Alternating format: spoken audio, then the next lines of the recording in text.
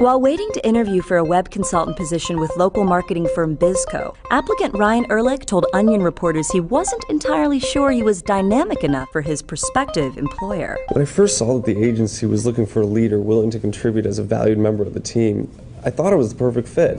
But the more I think about it, the less I'm sure I'm actually an energetic self-starter. I mean, I think I'm a versatile independent thinker, but honestly, how do you even know for sure? Ehrlich, who found Bizco's online job posting earlier this week, went on to express doubts that he truly possesses the forward-thinking instincts and next-generation idea assets required to work with the fast-paced marketing firm's team of self-starters. Can I reimagine a brand for a digital landscape? Sure, but do I really have the energy, skills, enthusiasm, and passion to be a part of this dynamic, growth-oriented company? I just don't know. Oh God, who am I kidding? There's no way I'm on the cutting edge. This is the Onion News Network.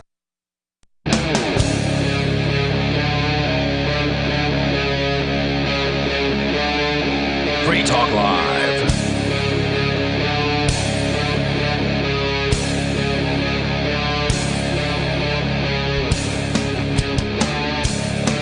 It is Free Talk Live. Welcome to the program. You can join us. The number for you is 603-283-6160. Whatever happens to be on your mind, you can take control of the airwaves here. And in the studio tonight, you've got me, Ian. And Joa. Joa's making his triumphant return. Yep. Welcome back. Thank you.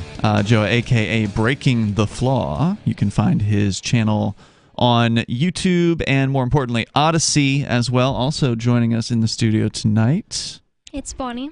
Bonnie is with us as well. And you've been not doing as much breaking of the flaw recently as the gang, the criminal enterprise known as the state of New Hampshire, has come after you, and they suspended your driver's license, even though you paid the fees to unsuspend it more than once, two or three times. Yeah. And some of all that, I thought I've paid it for 3 times, but in 2 states as well. What snowballed out of all that situation came to court today, and we can talk about that coming up here in a moment. But we also have special guest Mark Edge on the line with us here. Hey, Mark. Mark, welcome back to the air. Thank you. Well, I wish it was under better circumstances. Now, you're not referring to the fact that half of your crew is facing federal prison. You're talking about what happened in Honduras today? Right. Honestly, one could choose to look at my life as a big problem, but frankly, I'm not facing federal prison time. So, it would be rather rude of me to suggest that things are going badly for me. But, yes. I have been long an advocate on the air for ZEDEs and what is a ZEDE? Like in Honduras. What is a ZEDE? A ZEDE is it's Spanish, and it means Economic and Educational Development Zone.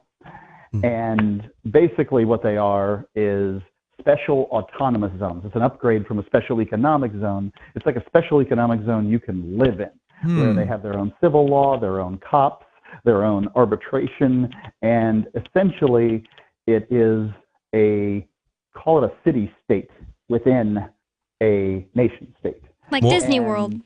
Yeah. Oh, please don't compare it. Yeah. No, it is actually pretty comparable. There's something like that. That is not unfair. But I do appreciate the smaller, localized government. Is that what you're talking about, right? Like an autonomous zone is mostly controlled by its own people. Not by like a convoluted nation state. It's going to be probably more accurately. It's more like a resort you live at.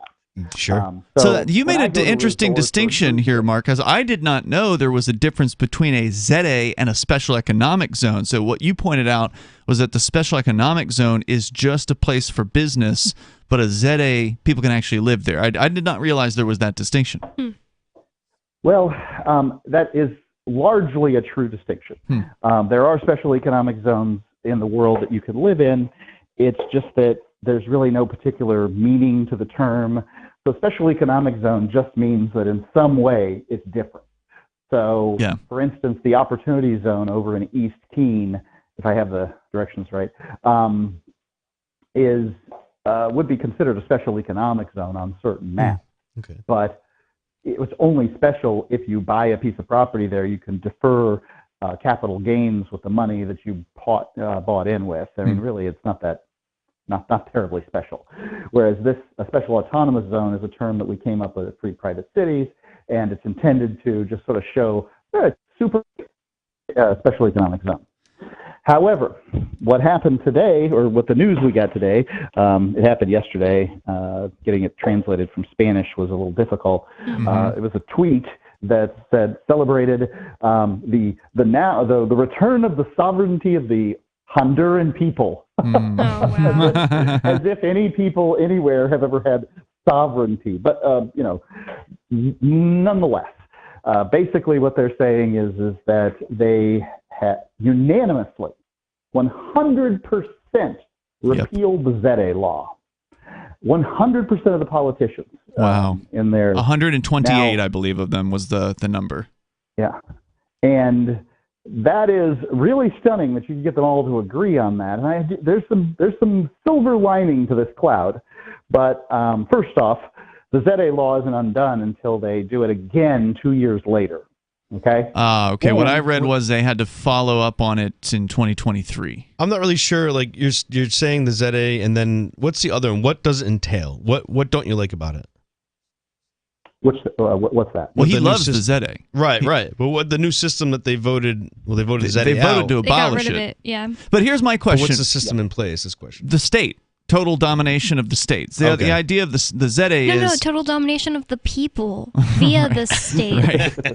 With representatives. Yeah. So, but this was my question is, there are a couple of these that I know of through you, Mark. You've been doing a ton of research. You've been doing a ton of traveling. You're spending a lot of time down in that area.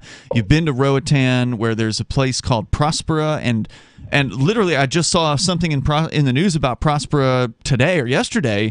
Something about beer? No, they were taking over like an old brewery or something and going to turn it into a Bitcoin outreach center in Prospera, which is one of these ZAs in the island of Roatan, which is part of Honduras. There's another one, I think, called Morazan City in the actual mainland of Honduras. You've been to both of these. You've met the creators of them.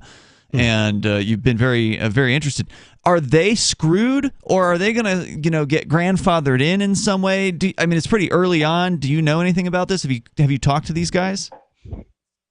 Let me give you the short answer on it. Yes, I have talked to these guys, and Massimo, who runs Morazan, he's a little bit of an Eeyore on this subject. So, to him, it's like, oh, this is terrible. He's got the classic Mario Brothers accent. Oh, this is terrible. They're going to roll in tanks, and, it's going to be awful. But, obviously, in that case, if you're looking for the worst, then only something better can happen. So I understand his philosophy. He's also put in all of it is his own money. He doesn't have a single, there's not a single investment dollar in there. Sucks to be on the mainland where they can roll in the tanks. They could, potentially. Yeah, and just for listeners that don't know, the Morazan City is, if I recall correctly, actually partially built. There's actually home spaces for people to live. It is intended to be a workers' kind of area, very low-cost places for people to live and work. $120 a month.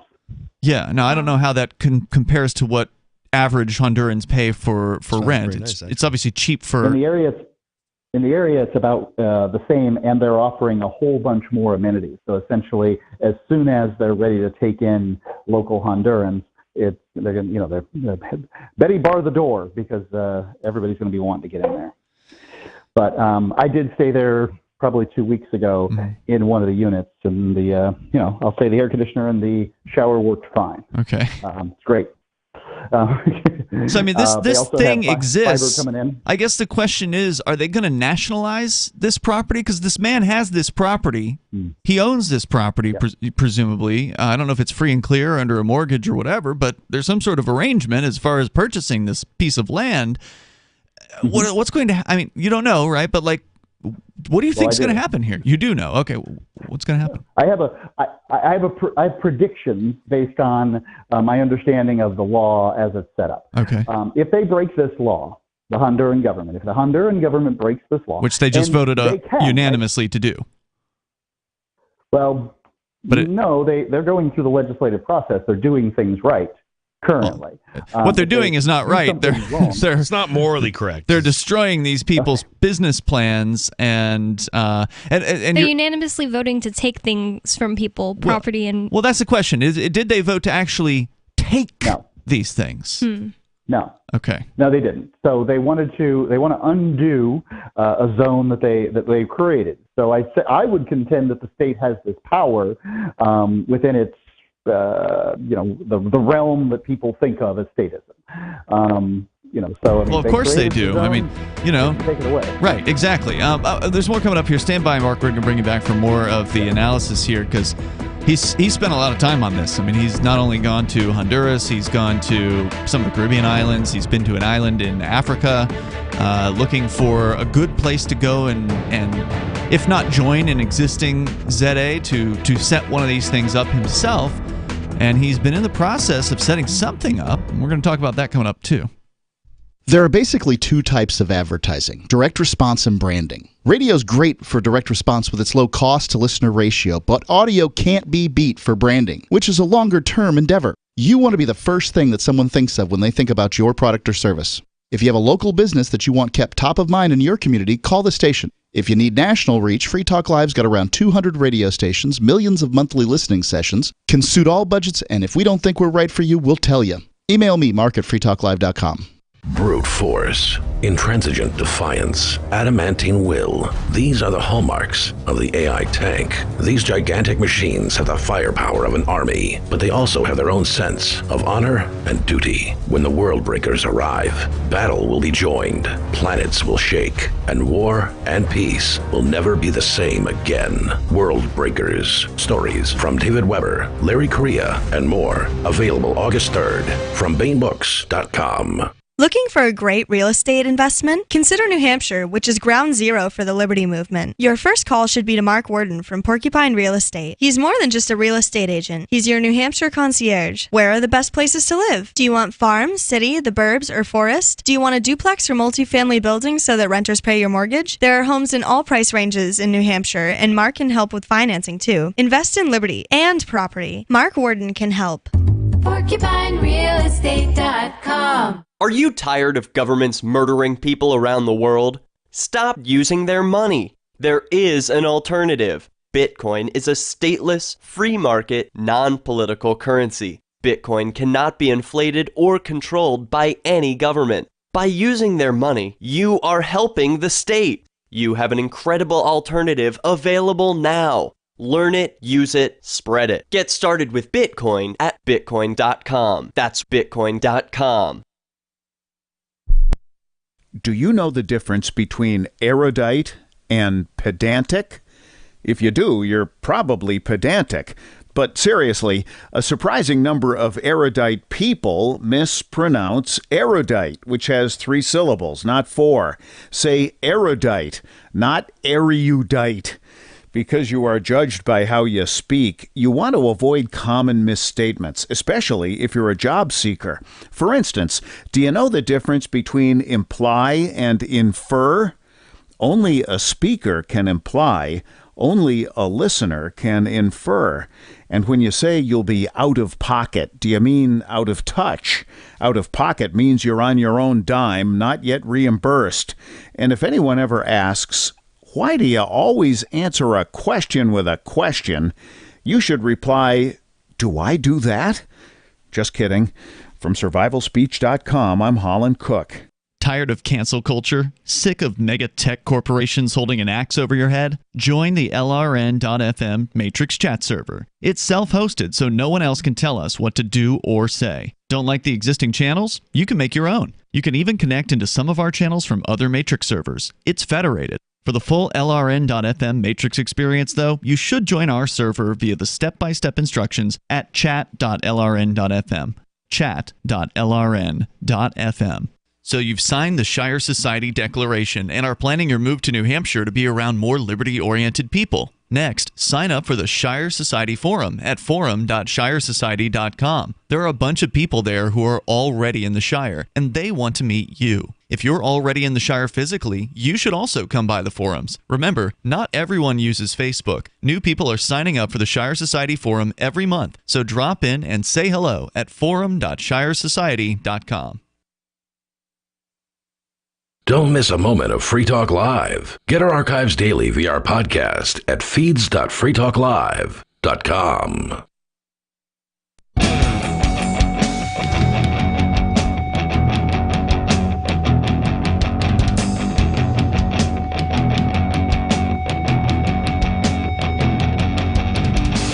It is Free Talk Live, and the phones are open for you if you want to join us here at 603-283-6160. We are looking at what has happened in Honduras, where apparently the entirety of their parliament, or Congress, or whatever they call it down there, 128 out of 128 members voted to abolish the ZA law. Now, it's not completely done yet.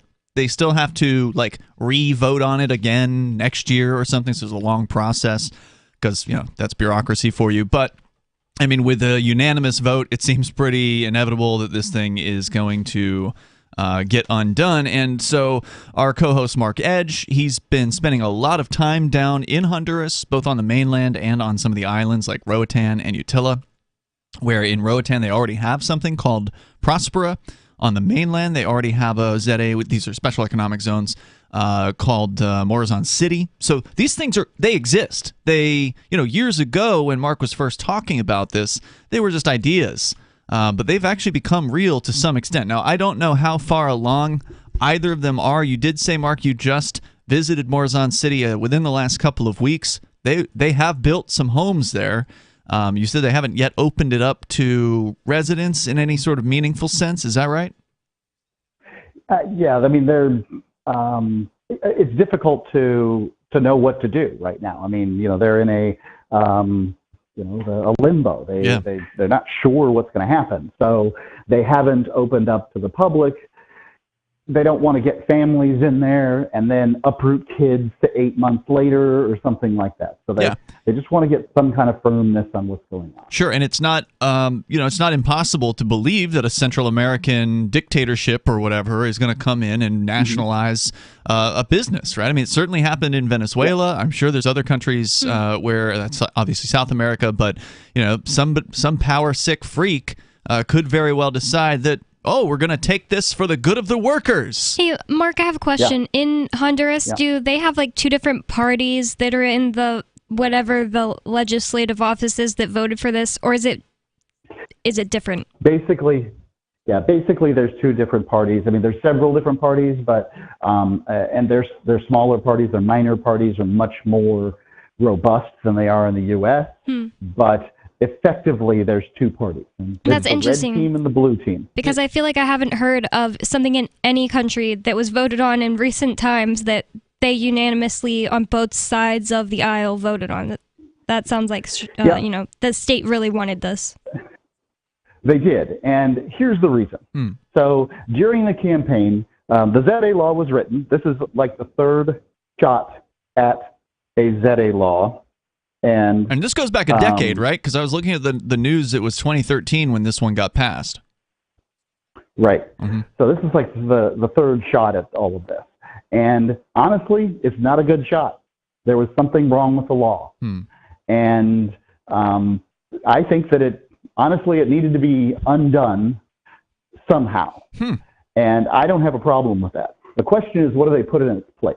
Because as I understand it, something will definitely be put in its place. And currently they have what they call the maquila. And the maquila is a factory that is not Honduran in Honduras. So it doesn't abide by the same sort of like Chinese car manufacturers? Kind of like that. Okay. Mostly what it is American garment manufacturers who don't have to pay duties as they export underpants and T-shirts out of Honduras into the United States. Okay. But nonetheless, you can see that they've had a lot of success with special economic zones in Honduras, and therefore a step forward in that arena is a good thing And both parties can agree on that. What they can't agree is that the law included the ability for the Honduran government to expropriate land and put it in a zete. And kind of the way it was written, they had to. And that's because they allowed for the notion that if a community, if it was densely packed enough, a community could vote on being a zete. And if they voted at 60%, 60% or higher, then everybody within the community has to go into the zete. Well, what about the 40% of people? That's going to piss some people off. That's what we call the expropriation of land. And honestly, I say, create the situation where they have to, they just sort of have to be involved in your zete, because it's better to be involved than it is to not be involved. But run that. Hold on a second. You said create the situation where they have to be involved. What does that mean? Right. Okay. So what I mean is let's say that we're in a community and you're the lone holdout, right? You're like, I don't want to be part of this zete. I love the Honduran government, and, which doesn't sound like you at all. But nonetheless, we're creating a fictional situation here. Okay. I mean, how are you going to get water services through the zete? How are you going to get internet services? How are you going to get, be able to drive where you want to go? It's all these questions basically end up to the point that you're pressured into it. And also, what I thought is basically the import-export duties being waived completely for a zete is probably what the biggest single biggest thing is. So let's say somebody in your community is managing to get a TV at half price, and getting computers at half price, and getting a whole bunch of things. It's not going to be too far before people are like, hey, what do I got to do to that? Well, I got to sign a piece of paper? Okay, well, give me that piece of paper, I'll sign it. Give me the discount sheet. And then they're in the zete. And that's kind of how it, sort of looks. But, this was the mistake that was made, was the including of expropriation of land. The other complaint but hold on, but before you go on, that's not, I mean, do you know if that's what was motivating these politicians, or we have no idea why they undid this? Well, the politicians are motivated because this issue doesn't actually affect them and their pocketbooks largely, and it's a great way to get voters on their side. Make it look like they're giving the people power back from these Right. Do you think the Republicans outsiders care about abortion? No. Right. I don't either. Yeah. And but they use it as a cudgel to get what they want from Republican voters, and this is one of those sort of issues. And mostly, what about the sovereignty of the Honduran people, which I think is the most laughable thing. It's as if American people have sovereignty, and if American people don't have sovereignty, then how the hell does anybody else have it? So politicians from both political sides in Honduras came together, voted unanimously to abolish the Special Economic Zone, the ZA bill, and they're using it as a political benefit to say, oh, look at us, we care about the people, and they're somehow trying to spin this as bad for the people, when clearly this would be good for the people, because the whole idea behind the ZEDE was it was going to bring jobs in for the Honduran people, right? It's like a golden rule with economics or anything, really. It's like if it isn't broken, why change it? Why fix it? Well, they think it is broken, and it hasn't produced, the average Honduran isn't exceeding much from this. The reason I think the ZEDEs will be back in largely the same form without the expropriation part is mostly the people who have benefited heretofore from the ZEDEs are the children of the ruling class. And once you start seeing little Juan losing his job, it's like, hey, get my job back. So you think they're going to bring this back after they vote unanimously to abolish it? Stand by. I want to hear more about this. Mark is with us. He is somebody who spent a lot of time looking into and visiting these ZEDEs. If you want to weigh in, you can join us on Free Talk Live. Free Talk Live's video archives have been on LBRY for years. LBRY is an uncensorable, decentralized, blockchain-based media sharing protocol, and we're big fans of it here on Free Talk Live. In 2020, LBRY launched Odyssey, a video sharing website to compete with YouTube, and it's really taking off, now with over 1 million channels, many of whom are disaffected YouTube creators. During YouTube's crackdown for not towing the government line on COVID, the Free Talk Live YouTube channel started receiving strikes and could be completely taken down at any moment. Thankfully, Odyssey started offering live streaming, so we're now streaming live every night and posting our video archives permanently to Odyssey. You can watch live or anytime on our Odyssey channel by visiting video.freetalklive.com. If you want to go all in, download the desktop app at lbry.com, and then every video archive you watch, you'll help seed and keep it online forever. At minimum, we ask you visit video.freetalklive.com and follow us on Odyssey today. video.freetalklive.com. From Feature Story News in Washington, I'm Nina Maria Potts with the latest world news. U.S. President Joe Biden has announced a fresh package of weapons and aid for Ukraine in a bid to reinforce the country's forces battling against Russia's invasion.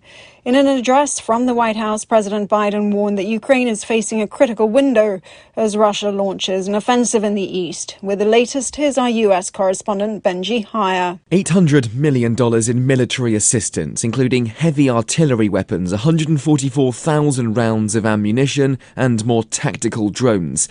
It's part of another huge package unveiled by the administration on Thursday, and if approved, it would mean the US has committed approximately $3.4 billion in assistance to Ukraine since the conflict began. As well as bolstering Ukraine's resistance on the battlefield, Joe Biden wanted to express support for the people of Ukraine. We intend to provide an additional $500 million in direct economic assistance to the Ukrainian government. We've already welcomed tens of thousands of Ukrainians to the United States, and today I'm announcing a new program to enable Ukrainians seeking refuge to come directly from Europe to the United States. The president also thanked American taxpayers and the military for their contributions. Benji Hire, Washington. Meanwhile, Russian President Vladimir Putin has ordered his troops to block off the besieged city of Mariupol in Ukraine, leaving the Ukrainians defending the city trapped inside. The Russian president told forces not to storm the Azovstal steel plant there. Stuart Smith reports from Moscow under reporting restrictions. The defense minister told the president 2,000 fighters still remained, but that the rest of Mariupol had been captured and the situation calm, meaning citizens could return. The president said that can be considered a success. To those who still remained at the factory, he said Russia guarantees their lives and decent treatment in accordance with international law if they come out. Ukraine's top negotiators have requested an urgent meeting with the Russian delegation at the site in Mariupol to try to save the lives of everyone there. Stuart Smith, Moscow. Netflix shares fell again during trading hours Thursday after the company this week announced a 200,000 drop in subscribers last quarter. Its shares fell over 30% on the news Wednesday, and the streaming service hints it may crack down on password sharing. William Denzelo reports from New York. For the first time in a decade, Netflix has lost subscribers, and the streaming service warns it may lose 2 million more in the second quarter. The company blames competition, a sluggish economy, and the decision to leave the Russian market as factors for the drop in subscribers. Netflix is also blaming password sharing. It estimates that over 100 million households don't pay for the service and piggyback on other people's accounts.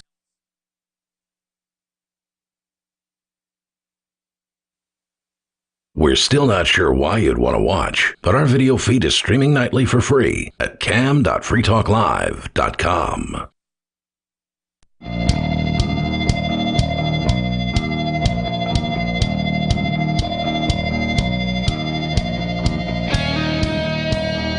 It is Free Talk Live. Phones are open here. You can join us at 603-283-6160. Although we are talking about the situation in Honduras where unanimous vote has been taken, I guess, within the last 24 to 48 hours by the parliament there to completely abolish what they're called the ZAs, the Special Economic Zones.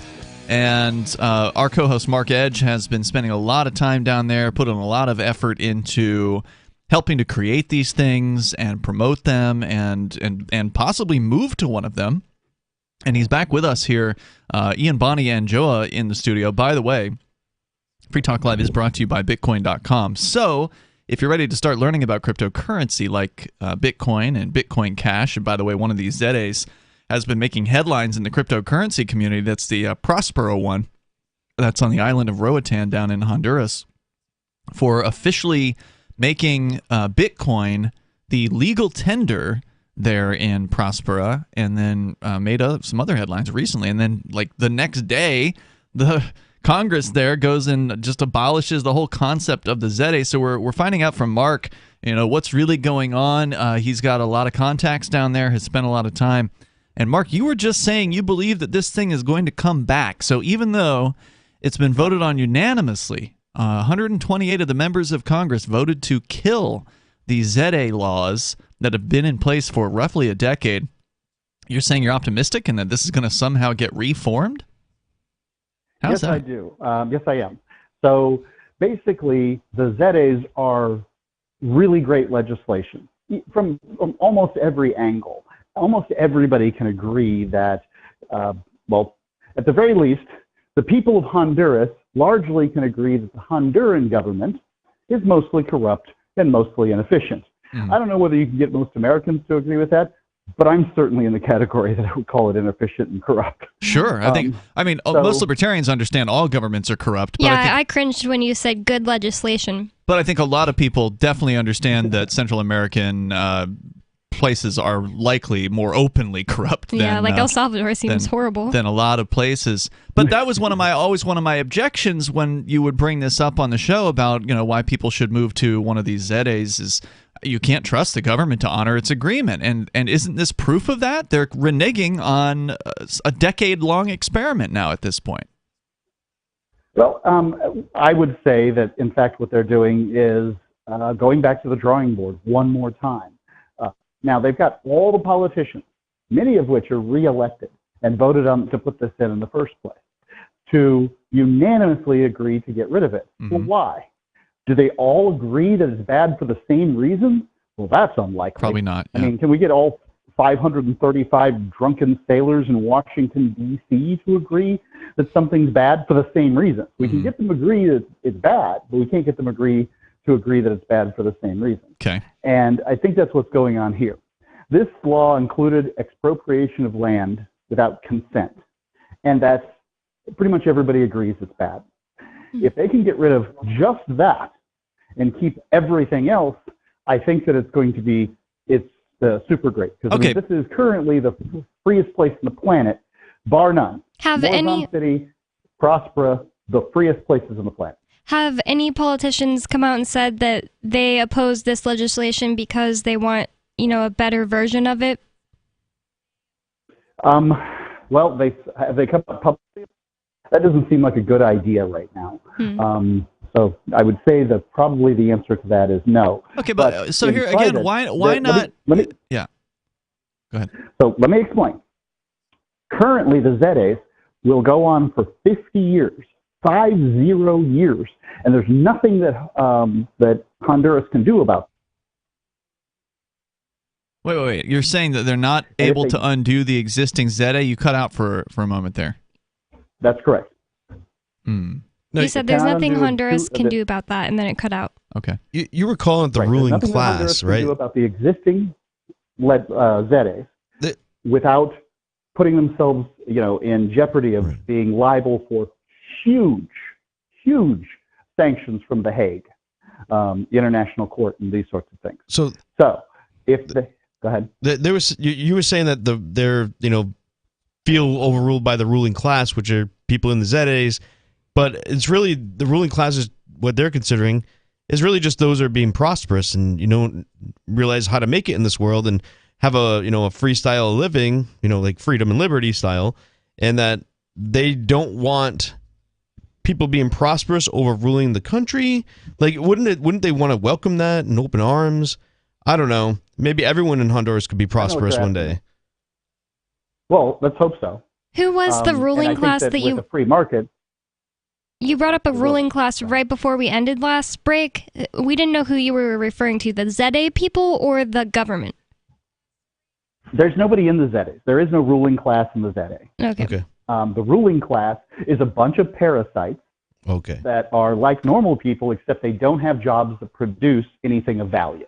Government. And we call them politicians here, and we call them politicians there. So government is just a term. These are people. Yeah. But they're people that, they don't actually produce something of value. Now, I think that creation of laws does have some value, but, they go way overboard. They're more like professional liars at this point. the point I want to make before I have to go here is that, in fact, this will come back because it's good legislation, and it allows more human freedom, and it will create more jobs. And basically, it needed a little, they had to take the eraser and they had to erase a part of it. And getting rid of part of it, they might as well get rid of all of it. And here's why. Because the political party that put it in power is now out of power. Put it in play is now out of power. Mm-hmm. And the other party's in. So they're going to put a new name on it. It's going to be like, instead of Obamacare, it'll be Trump Care. And bring it back in basically the same form. And that, I believe, is what's going to happen. But you're way more optimistic than the guy at Morazan City who is in, he's in the thick of it. He's invested. He's put in however many millions of dollars into this property. They're building it up. And you said that he was very concerned, very woe is me, that this is all going to come down. They're going to roll in tanks, take over his thing. But yet you're saying you think this whole thing is going to get reset and restarted. And what about the guy in Prospero? Have you talked to him? What is his perspective on this? Oh, everything's butterflies and blue jays with that guy. Prospera, they've got $150 million. They've got $150 million offering out there, and they're raising money hand over fist. They've got the lawyers for this. They're ready. They've hired hundreds of Hondurans. They've done everything that they were supposed to do with the legislation. And if these politicians come in and try to do one thing that steps out of line, they'll smack them with billions of dollars worth of lawsuits. So, all right, so this isn't over yet then. It sounds like this thing is just getting heated up. It's going to be interesting to watch this and see how it goes. Now, you were planning on doing something on the island of Utila. For whatever reason, you didn't want to join Prospera. Maybe it was a disagreement that you had with the guy down there, which is the... No, I just didn't want this. I didn't want to be in the middle of this because I saw this coming. You saw it coming. Okay. But what I wanted to do tonight is I wanted to call because you basically said these people will do whatever they want, and they did. And I just wanted to say, hey, look, this is what it looks like when they do what they want. This is, it's not like we didn't think of it, but at the same time, you're right. So, I just wanted to give you the opportunity to, ask questions. This is the low point in my mind for Zetes, or at least the recent low point. There's probably been a few in the past too, but I think that it only goes up from here. All right. And hopefully I get to announce within the next few months the next even bigger, even freer zone. Really? And we're getting really, really close. Now, is that going to be in Honduras or somewhere else? Minor. I cannot give you much information. You know what? It's not in the Western Hemisphere. Okay, because you've been talking a lot about Utila, so now there's a new thing. All right, I'm curious to know. You haven't even told me about this privately, so I don't even know where or what you're talking about. So, I guess we'll find out. Is it the African one? Look, man. We'll find out whenever it's time. All right, Mark, thanks for calling in tonight. Appreciate the update on the ZA situation. Is it falling apart, or will it be put back together again? We'll find out over time. Free Talk Live. They believe, I think, that government can be good as long as you just elect the right people, which, of course, is nonsense. Government can never be good because it's an agency of coercive force. It doesn't matter who's running it. It doesn't matter what the goals of the organization are. As long as it's funded through coercion, as long as it's funded through threats of violence, then nothing it can do is ever moral or justified. They understand the system and they want to work inside it to change it. So, therefore, in order to have their hunger strike that they'd planned, which I thought was a great idea, they went to the government, and what they do? Ask for a permit? They asked for a permit. They asked for a permit. It was already over at that point, right? Whenever you ask permission from the government, you might as well expect them to say no. No. You know what? It sounds like government has this non-cooperation thing down to a science. Yeah, right? Free Talk Live, 7 nights a week from 7 to 10 Eastern, live on the Liberty Radio Network at LRN.FM. The new 4th edition of Healing Our World, The Compassion of Libertarianism will take your understanding of liberty to a deeper level and has over 1,300 updated references, new cartoons, and a foreword by Dr. Ron Paul. With discounts for multiple book purchases, the 4th edition of Healing Our World is a great gift for the liberals, pragmatists, environmentalists, and Christians in your life who think libertarianism is cold-hearted. Get yours today at healing.freetalklive.com and use promo code FTL for a $5 discount. If you want to know the latest about Free Talk Live before we go on the air, all you need to decide is how you want it delivered. It's your choice. Visit news.freetalklive.com to receive our usually weekly news updates by email. Plus, we have a Twitter account at twitter.freetalklive.com, and you can follow us on the decentralized Mastodon platform at toot.freetalklive.com. So please follow us at toot.freetalklive.com and sign up for our emails at news.freetalklive.com. Hi, I'm Derek J. To me, an activist's calling is to actively work to advance a cause. The cause for which I work is personal freedom. I believe my life is best when I engage in voluntary interactions and self-government. I reject the idea that anyone else has a higher claim to my life or my body than I do. I see people who call themselves the government as a threat to my personal freedom. I realize you may feel differently, but my relationship with the people who call themselves the government is completely involuntary. If Starbucks used some of its money to drop bombs, I wouldn't shop there. So why would I support the American empire? The empire does not require my consent.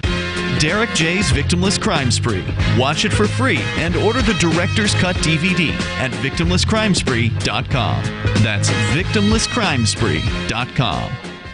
There are lots of ways to listen to Free Talk Live. Our podcast has been around since podcasts began, and now the FTL feed is loaded with content besides our full show archives. Did you know that we make it easy for you to customize your podcast subscriptions? We have different feeds, one that includes only our full shows, one with just the Daily Digest, and our main feed that includes everything. You decide what you listen to. It's quick and easy to customize your feeds at feeds.freetalklive.com. That's feeds.freetalklive.com. My name is Jacob Hornberger. I'm president of the Future of Freedom Foundation, which Congressman Ron Paul awarded for having an outstanding freedom website. Write us at fff@fff.org, and we'll send you a free 3-month subscription to our monthly journal of libertarian essays and our booklet, Economic Liberty in the Constitution, which George Mason University economics professor Walter Williams praised in a recent column. That's fff@fff.org. You can help spread the ideas of liberty with our Patreon for just $5 per month at amps.freetalklive.com.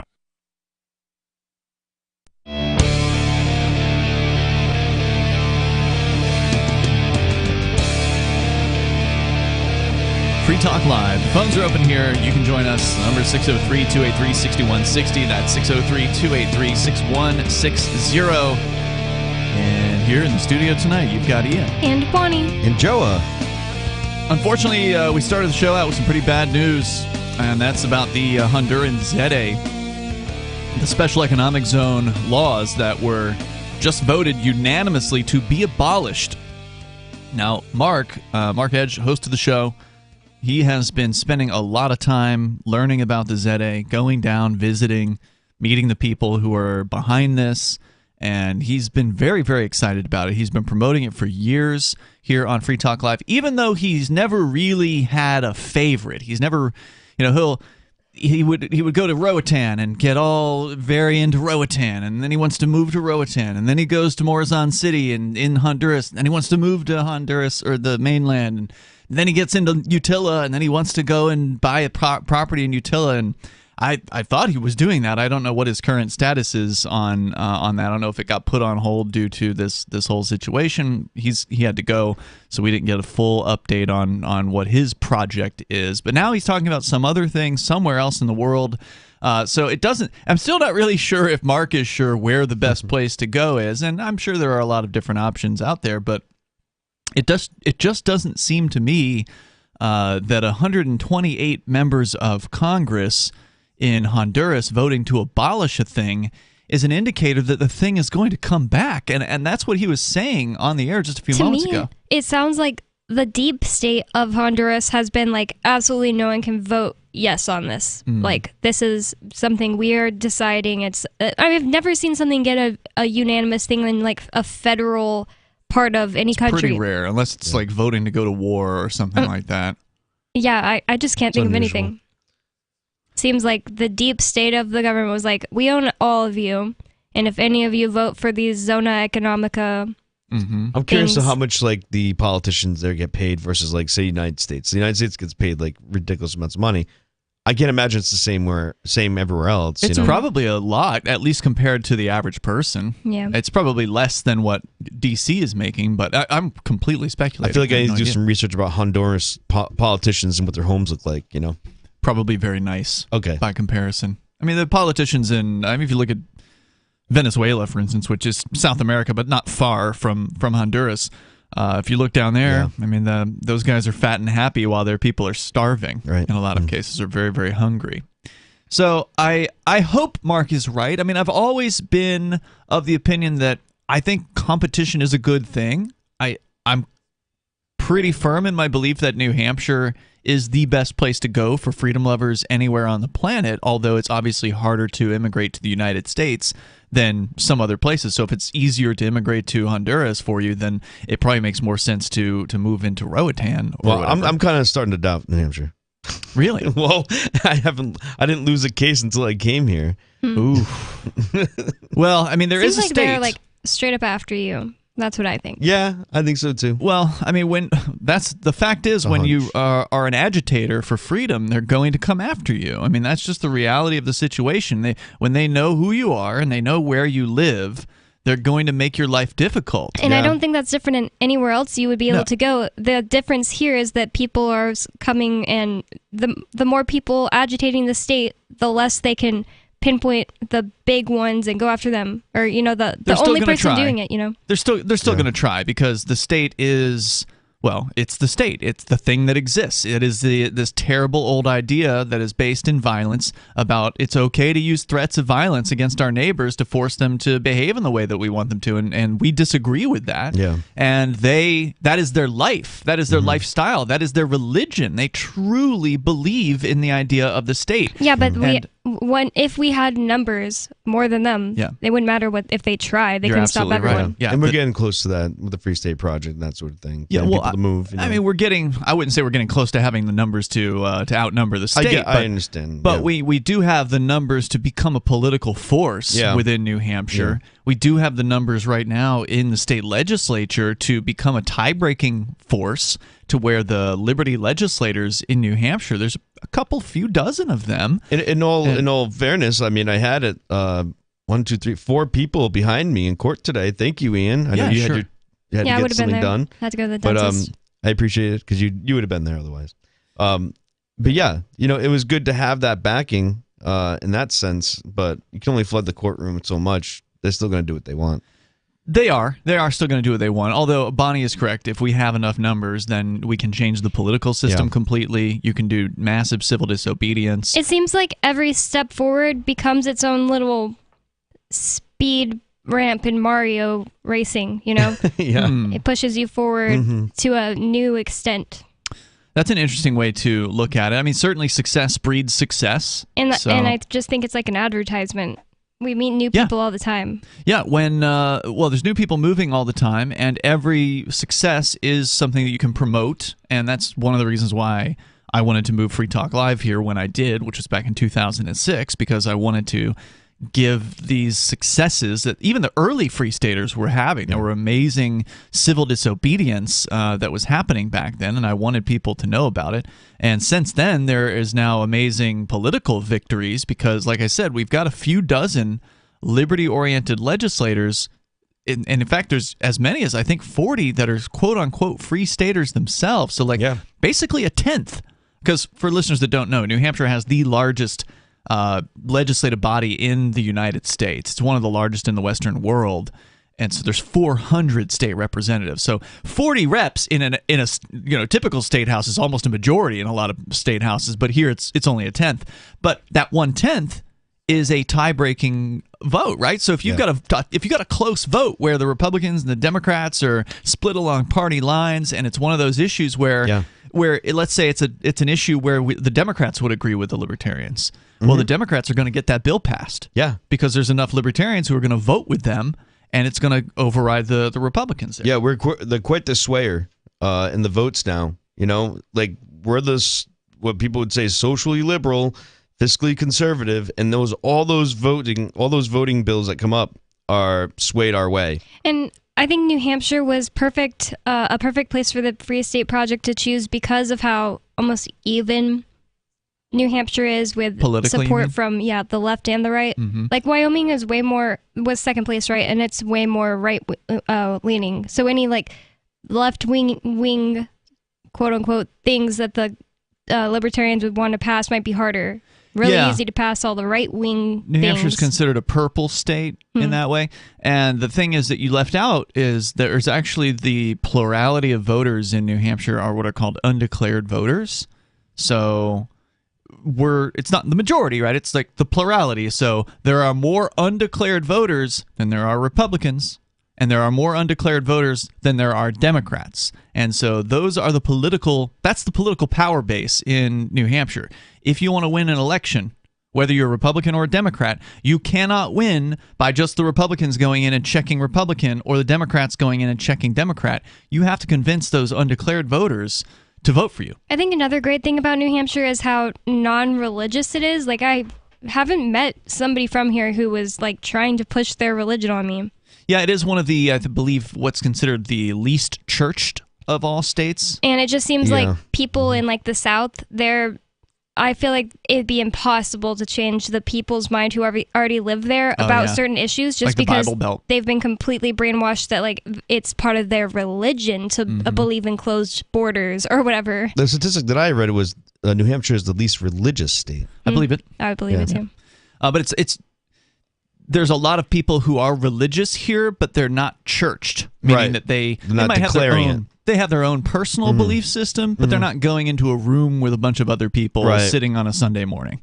In fact, we've even seen some of the churches here locally basically go out of quote-unquote business and go up for sale. There was one church right across from the courthouse where we were today, Joe. Very nearby, there's a very big steeple, brown one? Big brown steeple right nearby there.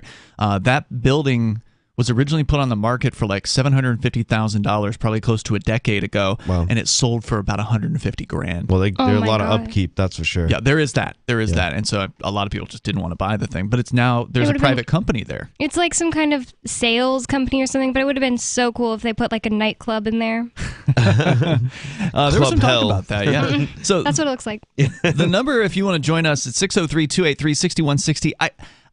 I hope that the ZA thing works out. I mean, I don't think it's a bad idea. It would be nice to see a government actually honor its agreement and allow these people to have more freedom to do business and to live and to make a different life for themselves. But it just doesn't look very good right now. Well, government hates competition, right? Yeah, with them voting to abolish it unanimously in Honduras. But Mark says he's optimistic. Maybe he's just being willfully blind. I guess time will tell. And in related news, looks like the state of Florida, the House of Representatives, has now voted to withdraw the special economic zone from Walt Disney World. And we'll tell you what's going on with that on the way. It's Free Talk Live.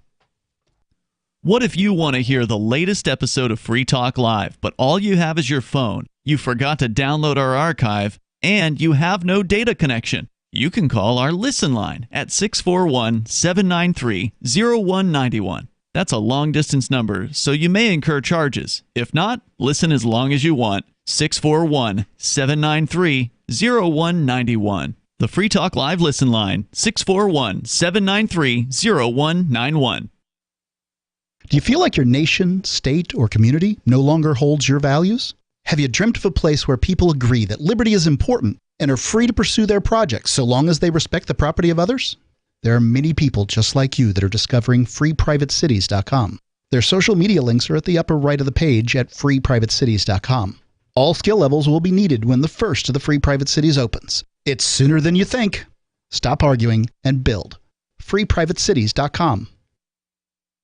Is oral health important to you? If you don't like your own teeth, fresh breath, or kissing people, then by all means stop listening. Several years ago, I met Jessica Armand, founder and CEO of My Magic Mud, and I became passionate about the product that she created and never want to live without it. It's clinically proven to whiten teeth, but I find it does much more. They want you to love My Magic Mud as much as I do, so they're giving you a money-back guarantee plus 20% off. Go to mymagicmud.com and use coupon code FTL20 at checkout. mymagicmud.com, FTL20. Tired of cancel culture? Sick of mega tech corporations holding an axe over your head? Join the LRN.FM Matrix chat server. It's self-hosted, so no one else can tell us what to do or say. Don't like the existing channels? You can make your own. You can even connect into some of our channels from other Matrix servers. It's federated. For the full LRN.FM Matrix experience, though, you should join our server via the step-by-step instructions at chat.lrn.fm.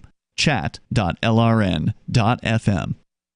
You're listening to the live edition of Free Talk Live. Hour number 2 is next, after the news, here on the Liberty Radio Network at LRN.FM. From Feature Story News in Washington, I'm Nina Maria Potts with the latest world news. U.S. President Joe Biden has announced a fresh package of weapons and aid for Ukraine in a bid to reinforce the country's forces battling against Russia's invasion. In an address from the White House, President Biden warned that Ukraine is facing a critical window as Russia launches an offensive in the east. With the latest, here's our U.S. correspondent Benji Hire. $800 million in military assistance, including heavy artillery weapons, 144,000 rounds of ammunition, and more tactical drones. It's part of another huge package unveiled by the administration on Thursday, and if approved, it would mean the US has committed approximately $3.4 billion in assistance to Ukraine since the conflict began. As well as bolstering Ukraine's resistance on the battlefield, Joe Biden wanted to express support for the people of Ukraine. We intend to provide an additional $500 million in direct economic assistance to the Ukrainian government. We've already welcomed tens of thousands of Ukrainians to the United States, and today I'm announcing a new program to enable Ukrainians seeking refuge to come directly from Europe to the United States. The president also thanked American taxpayers and the military for their contributions. Benji Hire, Washington. Meanwhile, Russian President Vladimir Putin has ordered his troops to block off the besieged city of Mariupol in Ukraine, leaving the Ukrainians defending the city trapped inside. The Russian president told forces not to storm the Azovstal steel plant there. Stuart Smith reports from Moscow under reporting restrictions. The defense minister told the president 2,000 fighters still remained, but that the rest of Mariupol had been captured and the situation calm, meaning citizens could return. The president said that can be considered a success. To those who still remained at the factory, he said Russia guarantees their lives and decent treatment in accordance with international law if they come out. Ukraine's top negotiators have requested an urgent meeting with the Russian delegation at the site in Mariupol to try to save the lives of everyone there. Stuart Smith, Moscow. Netflix shares fell again during trading hours Thursday after the company this week announced a 200,000 drop in subscribers last quarter. Its shares fell over 30% on the news Wednesday, and the streaming service hints it may crack down on password sharing. William Denzelo reports from New York. For the first time in a decade, Netflix has lost subscribers, and the streaming service warns it may lose 2 million more in the second quarter. The company blames competition, a sluggish economy, and the decision to leave the Russian market as factors for the drop in subscribers. Netflix is also blaming password sharing. It estimates that over 100 million households don't pay for the service and piggyback on other people's accounts. From bureaus worldwide, this is FSN. With FSN Spotlight, I'm Simon Marks, continuing to hear today from Malcolm Nance, a former US Navy intelligence officer and respected military analyst in the US, who disclosed earlier this week that he's joined the International Brigade formed by Ukraine so that foreign fighters can join the effort to resist Russia's onslaught. It's a hazardous job. Earlier this week, Russian propaganda outlets showed video of British fighters captured by Russian forces in the besieged city of Mariupol. But Malcolm Nance says he understands the risks. Well, of course, I've joined the armed forces of Ukraine. And let me tell you something. I've seen more than enough grief in this country to raise my hackles. I mean, I spent years in the United States Armed Forces, and we view ourselves as an army of good. Here, It is literally good versus evil. This Russian force, I call them a force, they're not an army. They are going around, they drink at night, they rape people, they murder people. The Ukrainian armed forces is standing up, and the reason they're winning is because they have the moral right behind them. And anyone from the West who feels that they have the skill, they should come here and join that crusade. The Russians, of course, could choose to interpret the presence of retired US soldiers on American soil as an indication that the US is getting directly involved in the conflict, something President Biden insists is still off the table. With FSN Spotlight, I'm Simon Marks. And a reminder now of the hour's top story. US President Joe Biden has announced a fresh package of weapons and aid for Ukraine in a bid to reinforce the country's forces battling against Russia's invasion. In a White House address, President Biden warned that Ukraine is facing a critical window as Russia launches an offensive in the east. And that's the latest world news from Feature Story News. I'm Nina Maria Potts reporting. A new report from the Department of Health and Human Services urges Americans to do something, anything at all. According to the study, getting off your ass and doing any sort of physical or mental activity could have positive health effects. Look, we're not expecting you to go to the gym. That's clearly not happening. Just walk outside for a few blocks and then come back home. You can bring potato chips if that's what it'll take. For many years, the health department has encouraged Americans to watch less TV, but this report reverses that, saying, quote, watch whatever the hell you want, but at least pay attention and remember who the characters are, or just admire the colors. Colors are pretty. It's expected that following the advice in this report will cut down on the largest cause of death among Americans, laying on your back until your mouth fills up with saliva and you drown. Following the report's release, the most popular exercise now seems to be masturbating, but researchers warn that if you do it in public, stick to the sidewalk or you might get hit by cars. This is the Onion News Network.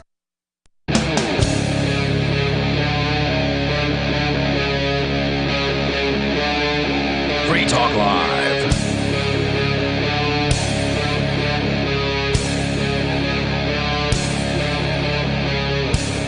It is Free Talk Live. We are kicking off the second hour of the program here. You can join us, bring up whatever is on your mind. Our number is 603-283-6160. We started out talking about what looks like pretty bad news for the Honduran Zete experiment. It has been abolished. Unanimous vote of the Honduran Congress to eliminate the Zete laws. We had Mark Edge on with us, co-host here on Free Talk Live. He says he's still optimistic. He thinks that even though they voted to abolish this thing, that somehow they're going to bring it back in a better form, which I appreciate his optimism, but I see no reason to actually buy that.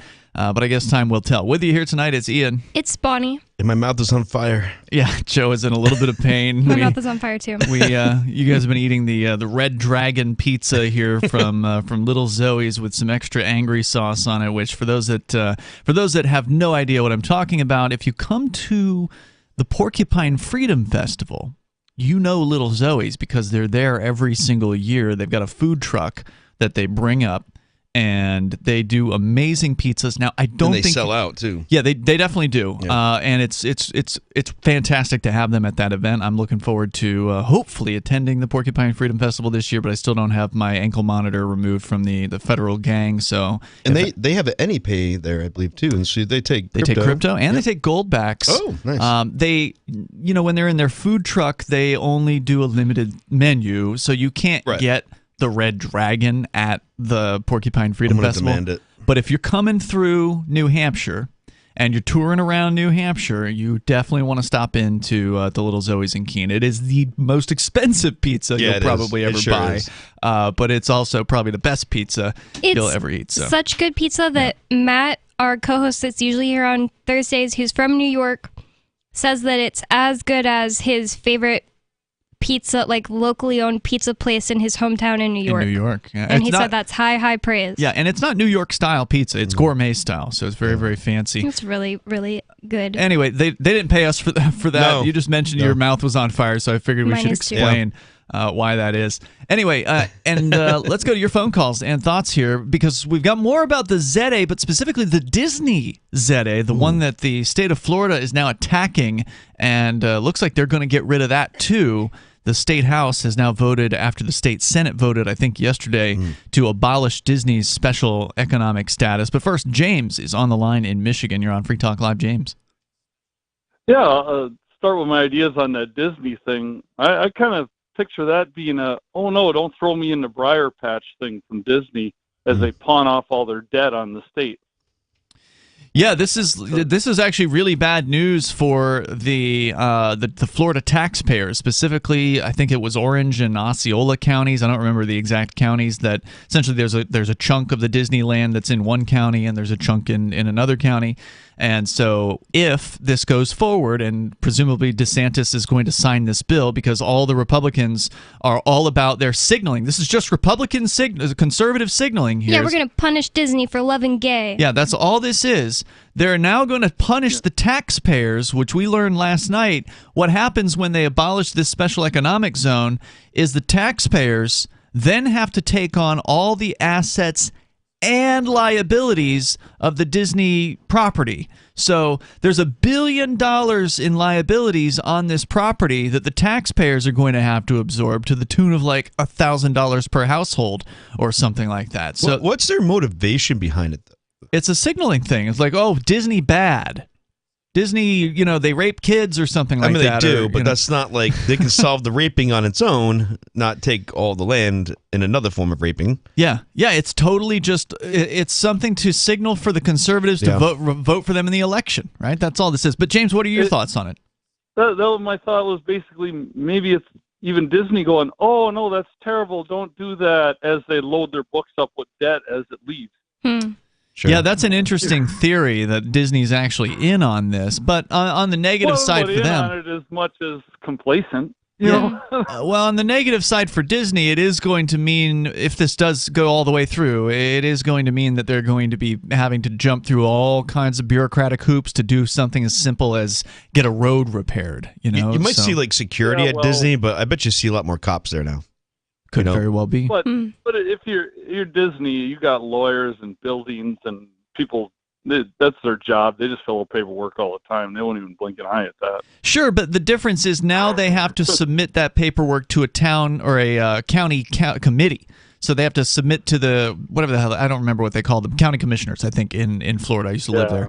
And so they have to... You think Disney's not going to own all the commissioners?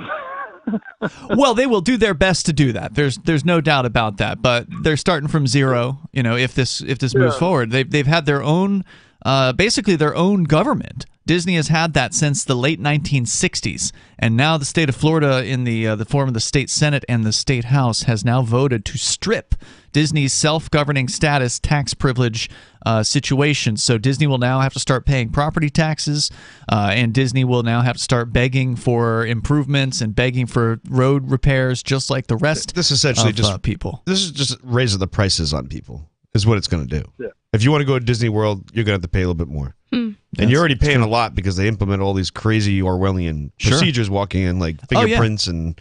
There's no good guy in this situation, right? Like, Disney's not good.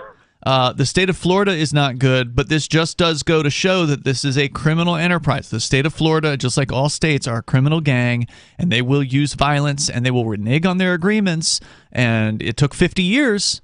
But they finally went back and they said, "Oh, we're just going to undo this." Right. But what else, James, did you want to say about it? Well, that and back to the Zeta that Mark's talking about. The Honduras. I love the idea. Yeah, I love the idea. Any of them, really. The idea, but I think the problem is we live in a world that's so encompassed now, where it's one of those deals where they can't let one person stand up because then others might see it. And that's why I think they, as in the world, Yeah. That's why I think that it's bigger than what Mark thinks, that it's just them. It's just in fashion for them to vote against the ZA now, and when it comes back in fashion, they'll vote for it again. I think that the people behind the scenes were like, nope, we're going to get rid of this before it gets too big. Well, yeah, I mean, because as you pointed out, James, they don't want people to get any ideas. And what Mark said earlier was if there's enough people who vote, if 60% of the people in a given area vote to join the ZA, the Special Economic Zone, with lower taxes, way less business regulations and things like that, then they would just join the ZA. And then all of a sudden they'd be out from underneath the Honduran government. Obviously, they can't allow that. So it'd be like an intentional coup, you know? It's not like they really want to take it over. It's just that it's going to happen naturally because that's what people want to be a part of.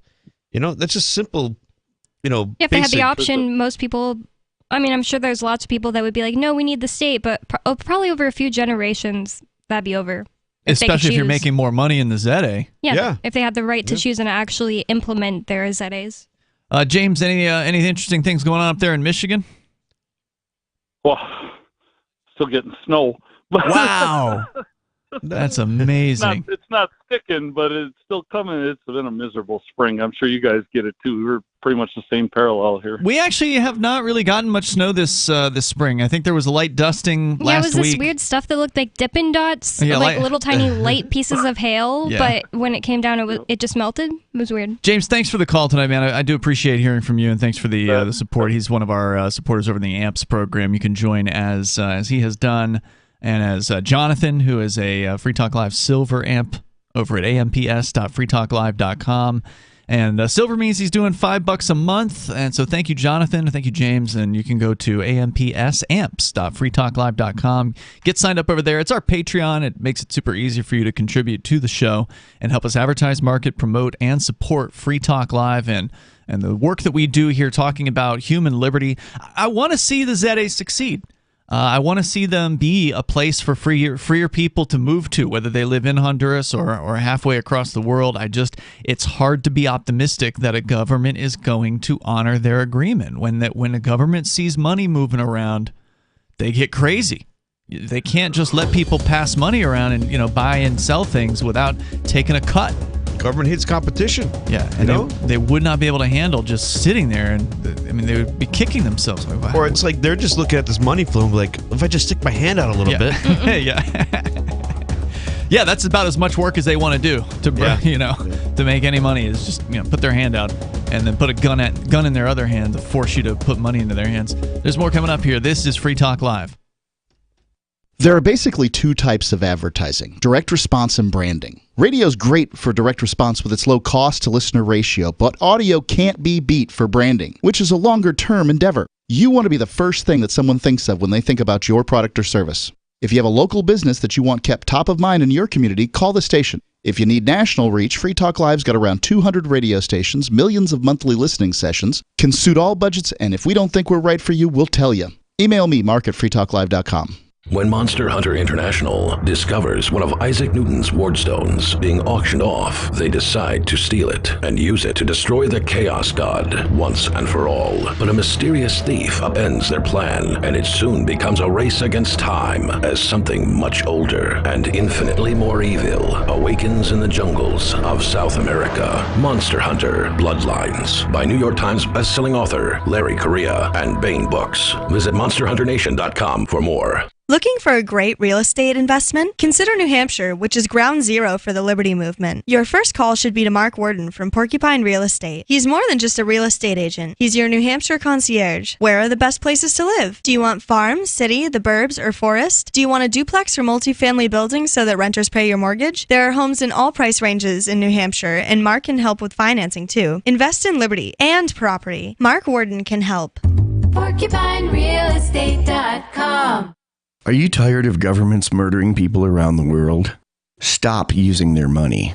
There is an alternative. Bitcoin is a stateless free market non-political currency. Bitcoin cannot be inflated or controlled by any government. By using their money, you are helping the state. Stop doing it. You have an incredible alternative available now. Learn it, use it, spread it. Get started with Bitcoin at bitcoin.com. That's bitcoin.com. On Free Talk Live, we're bringing people to the ideas of liberty every day.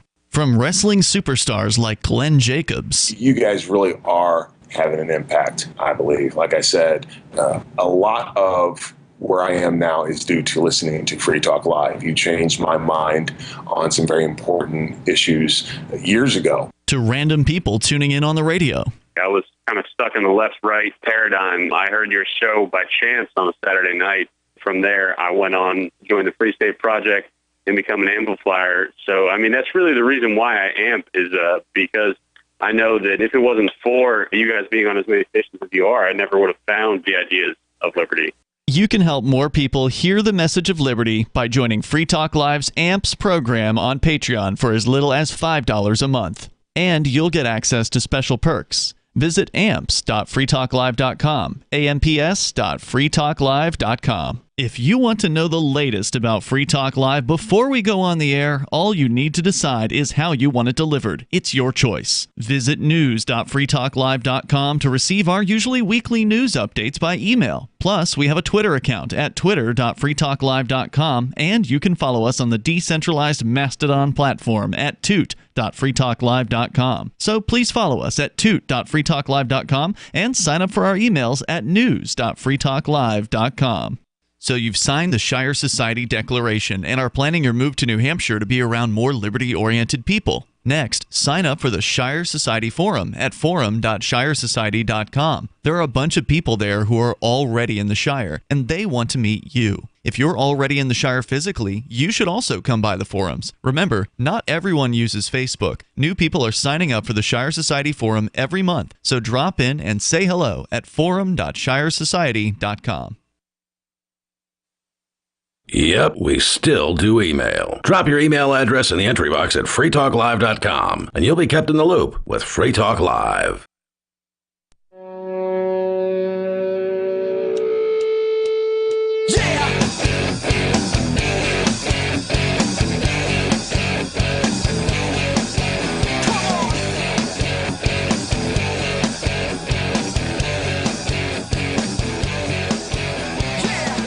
It is Free Talk Live. The phones are open. You can join us here at 603-283-6160. That's 603-283-6160. Here in the studio with you, it's Ian. It's Bonnie. And Joa.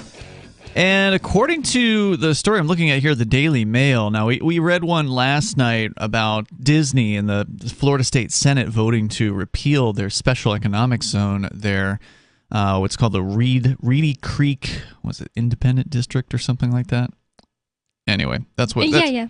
They Which is such a weird name. Like Reedy Creek Improvement District. That's what it is.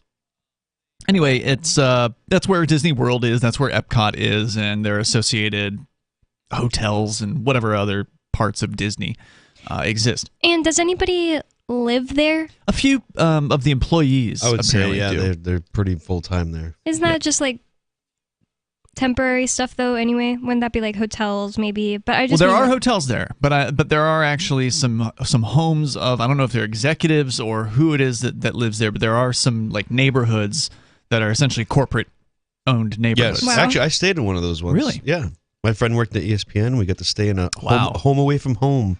It was a beautiful place. I bet it was. Every time we got back, there was always like a meal ready for us. It was really nice. Wow, that's amazing. Yeah. Now, look, I'm no fan of Disney. It's a big mega corporation. They love government. There's no doubt about it. They're programming kids to love the state. I know, Bonnie, you used to watch the Disney Channel at some point, and you pointed out to Hannah me Montana. that there was some sort of I think it was after 9/11. They had this crazy pro-state propaganda show. Yeah, like every commercial break, you'd see one of your favorite actresses from one of the shows or actors with a magic wand, and they make the little Mickey Mouse head shape with the magic wand like it's digital. And they say, "You're watching Disney Channel." And it'd be like well, no, she wasn't a thing back then. It'd be like Hilary Duff or Tien Tamara. And they'd be like, instead of doing that, they would be like, I just want to take a minute to say that it's just a commercial, kind of. That I'm really happy about I'm really proud of our military, and I'm happy about the things they're doing for us to keep us safe.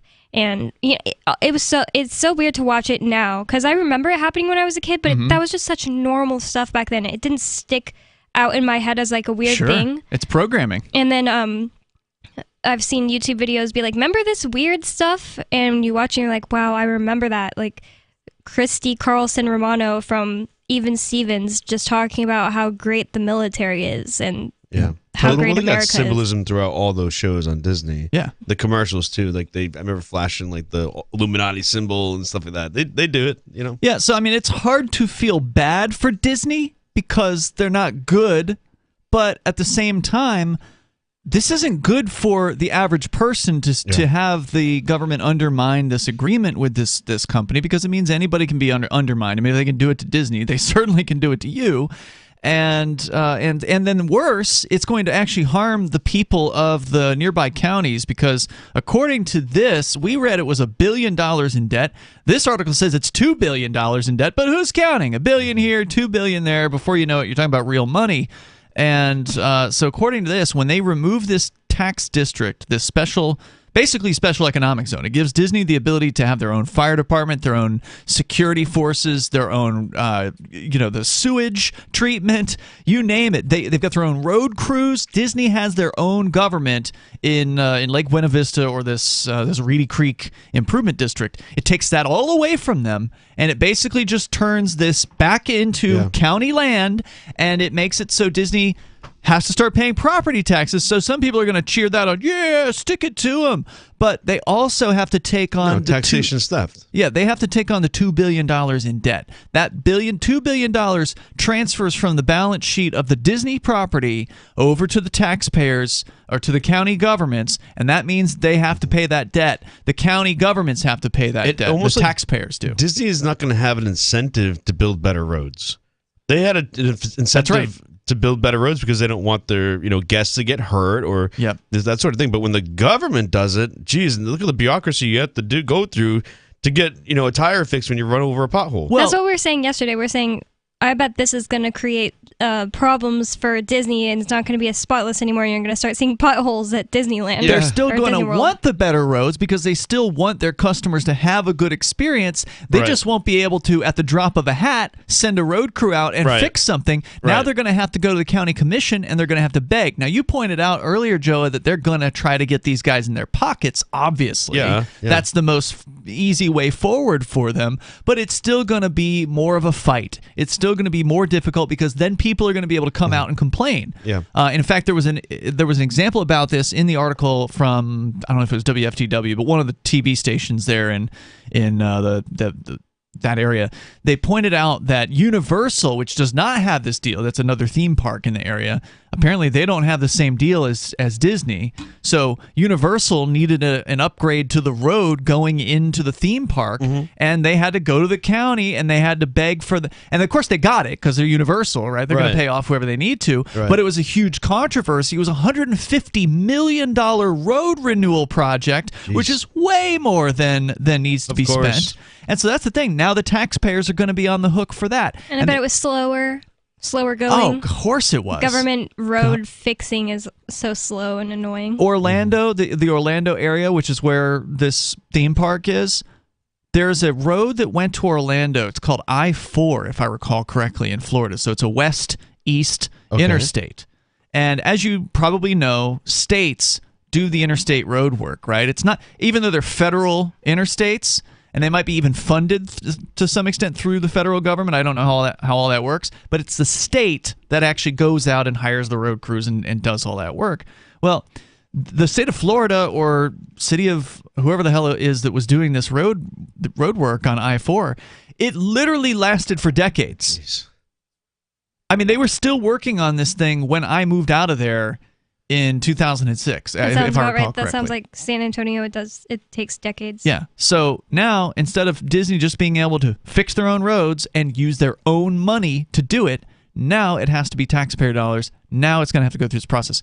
The only hope for Disney, I think, at this point is to appeal this and to sue, because according to the story, and I didn't read this part of it last night, but according to the story we pulled up from the local TV station, this deal that they got from the state of Florida was done during the normal legislative session, and I guess they're in a special session right now, so normally the legislature isn't in session at this time, so they call the special session just to deal with this or something.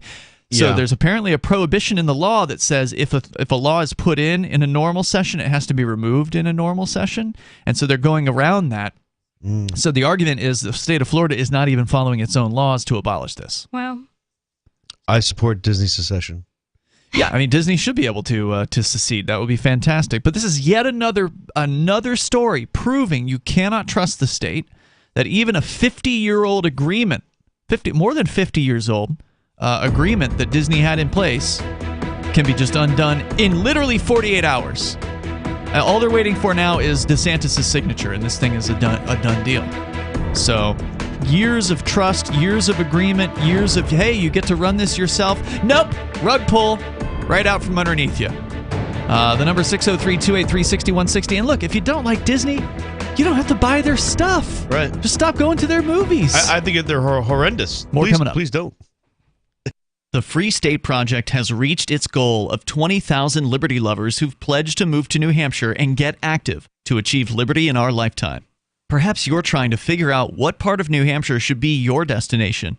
If so, consider Keene. You'll find more than 150 reasons to move to Keene at move.freekeene.com. Keene is famous for its historic, publicity-generating activism, as well as being the liberty media capital of the world. It's home to freekeene.com, New Hampshire's destination for liberty activism, news, and opinion. For years, we've been compiling over 150 reasons to move to Keene at move.freekeene.com, where you'll learn about some of what's happening here and what makes Keene a great place to live. If you love liberty, you'll probably enjoy anywhere you end up in the Shire. But do your due diligence first. Please visit move.freekeene.com for the full list of over 150 reasons to move to Keene. That's move.freekeene.com.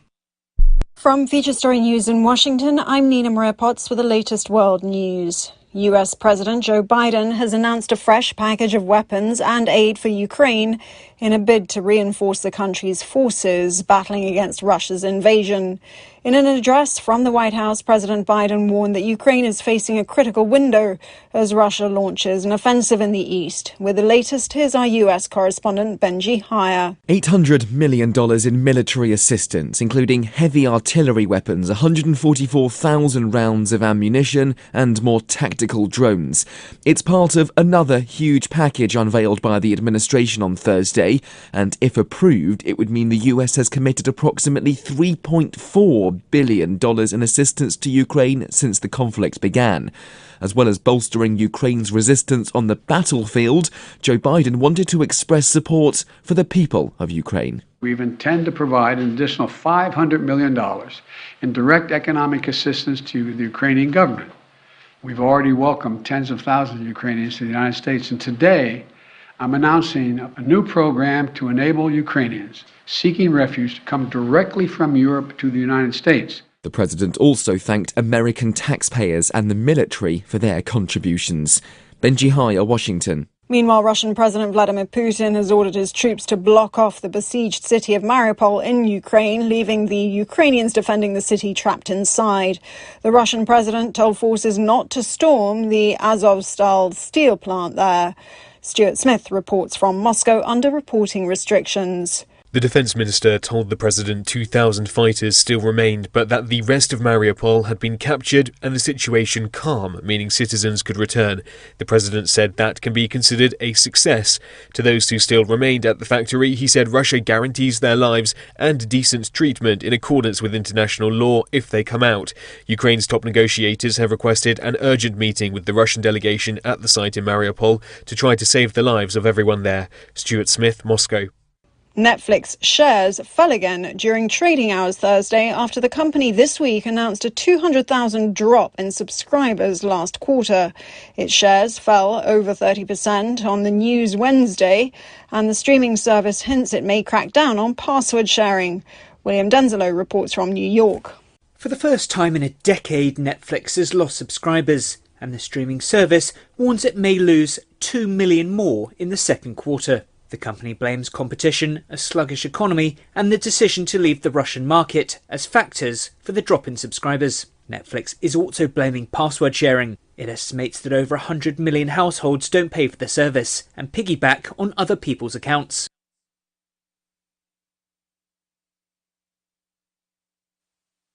Got Telegram? You can follow our channel there and discuss show prep with other listeners at telegram.freetalklive.com.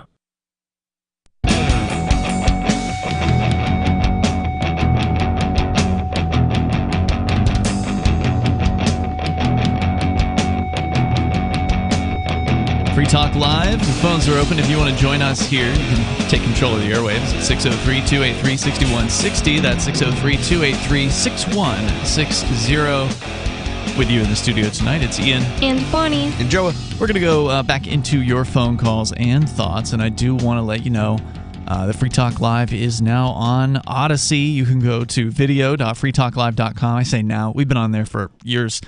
Huge fan of what they're doing over at Library, which is what kind of backs the Odyssey system. It's lbry.com. That's where you can go to learn more about Library. It's a decentralized system that is blockchain-based. It is a media sharing protocol. It's uncensorable.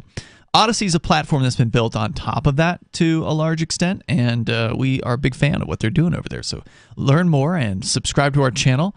Go to video.freetalklive.com. We're going all the way to Ukraine, where Galina is on the line. It's been some weeks since she has called into the show, but Galina called a couple times right toward the beginning of the Russian invasion there into Ukraine, and was kind of giving us, updates of what things were like for her.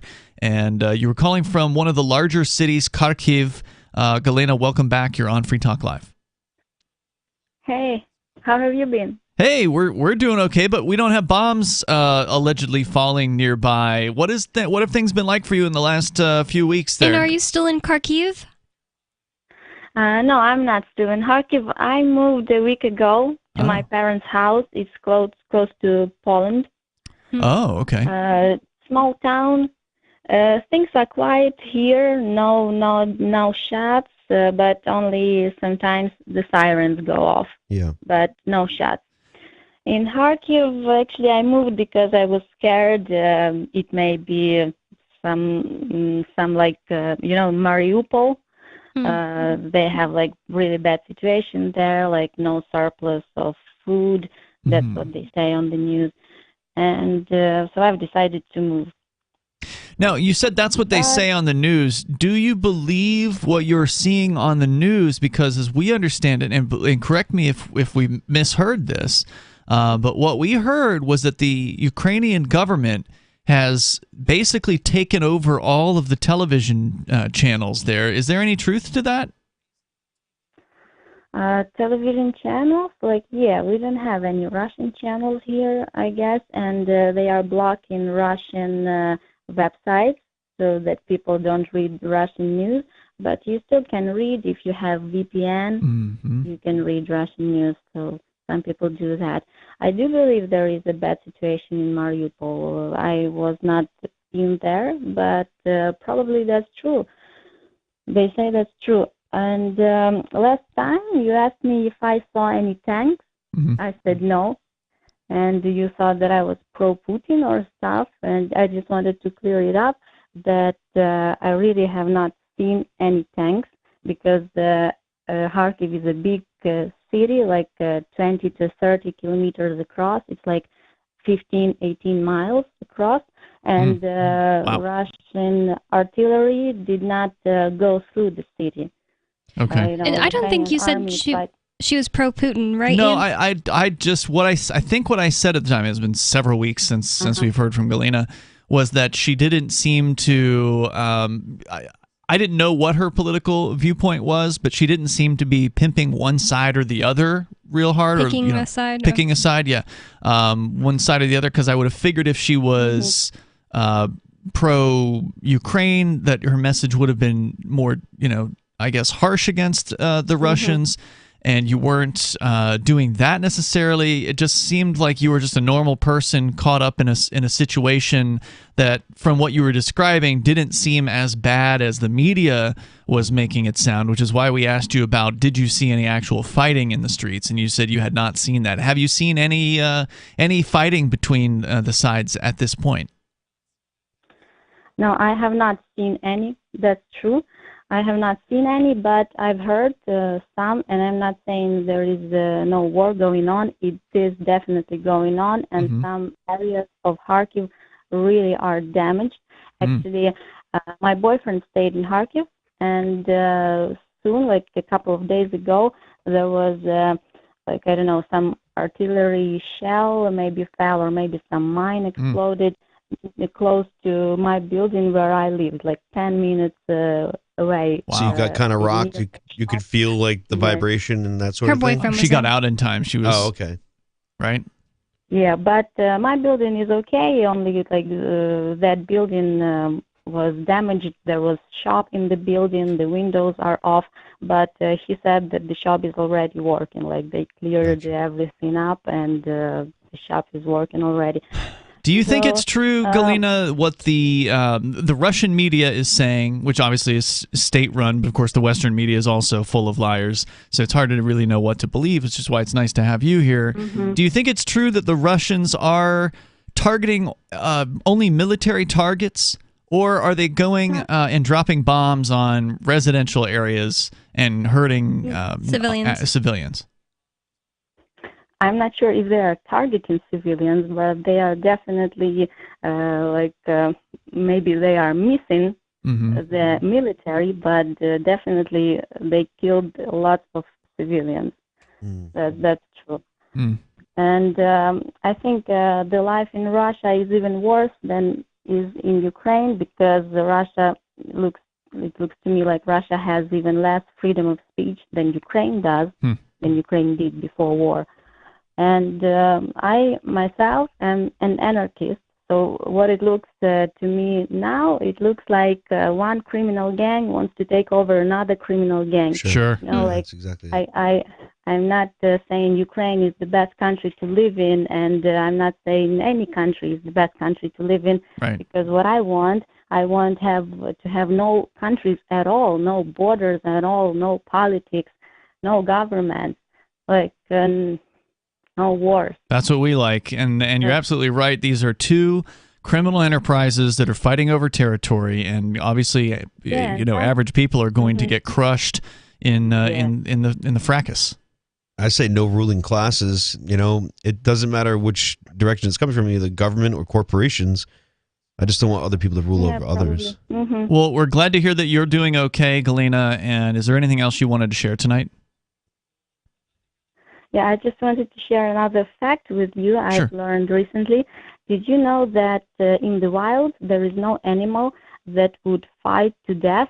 Like they would rather retreat, they would flee than fight to death. Like, for example, if a group of wolves attacks another group of wolves, the weaker group is going to fight for a little while. But when they realize they are weaker, they are going to back off, they are going to go away. Of course. Maybe they're going to find another place to live, or maybe they're going to heal their wounds and then attack that group again, like the one that attacked them. But they would not go and die for the idea like people do right now.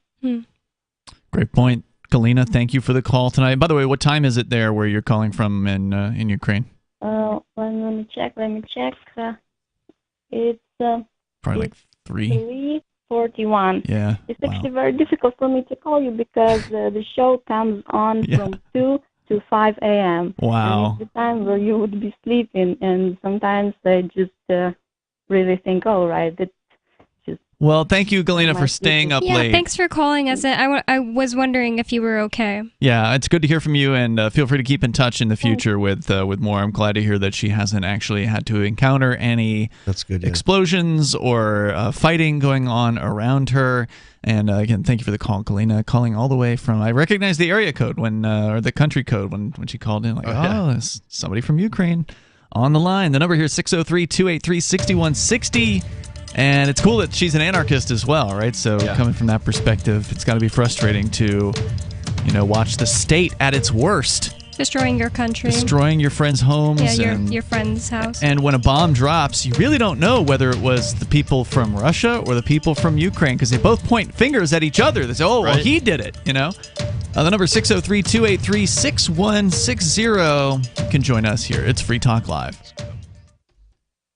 This is Michael Dean from the Freedom Fiends. I've run websites since 1996 and have used over a dozen web hosts in that time. AgristHosting.com is the only one that hasn't broken my heart.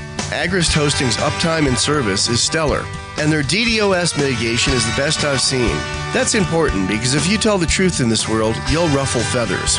And some people will try dirty tricks to silence your voice. No matter what the haters hit us with, Agrist Hosting keeps our websites online. If you have a mission-critical commercial presence or a world-changing activism site, you cannot tolerate any skullduggery. So go with agristhosting.com. Have a WordPress or blog site, but you're not satisfied with performance or uptime? Or just want raw hosting? Want to pay with Bitcoin? Agrist Hosting specializes in high-performance hosting with personalized service. Go to agristhosting.com and click on the button that says Get Hosted.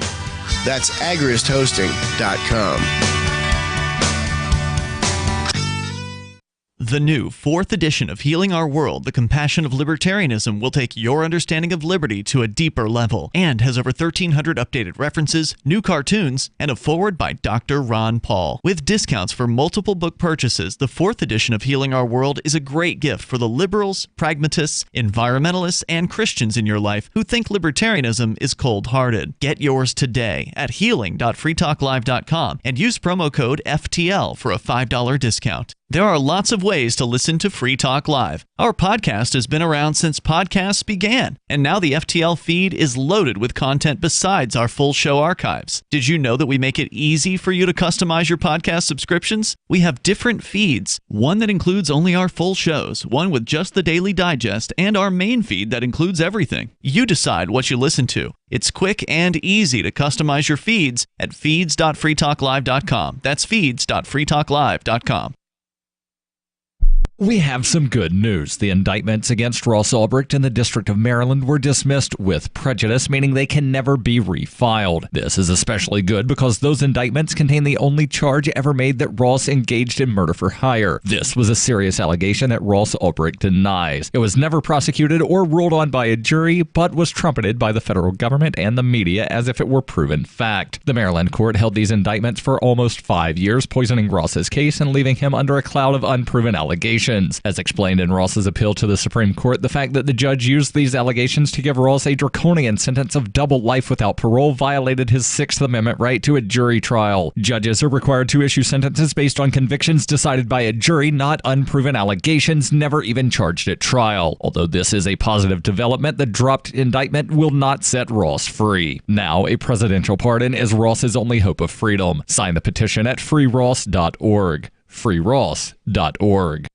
What if you want to hear the latest episode of Free Talk Live, but all you have is your phone, you forgot to download our archive, and you have no data connection? You can call our Listen line at 641-793-0191. That's a long-distance number, so you may incur charges. If not, listen as long as you want. 641-793-0191. The Free Talk Live Listen line, 641-793-0191. Are you tired of your taxes funding endless occupations around the world? Antiwar.com is run by people who understand that wars abroad become wars at home, wars on our freedoms.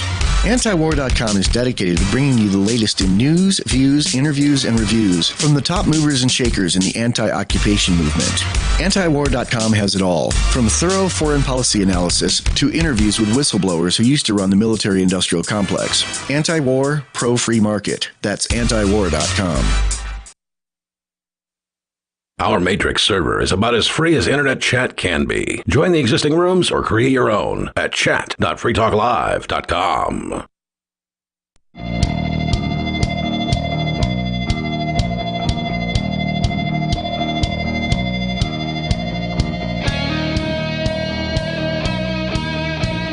Free Talk Live. You can join us. Bring up whatever you want. The number is 603-283-6160. That's 603-283-6160. Here in the studio tonight, you've got Ian. And Bonnie. And Joe. Were you about to say and Bonnie? And Bonnie.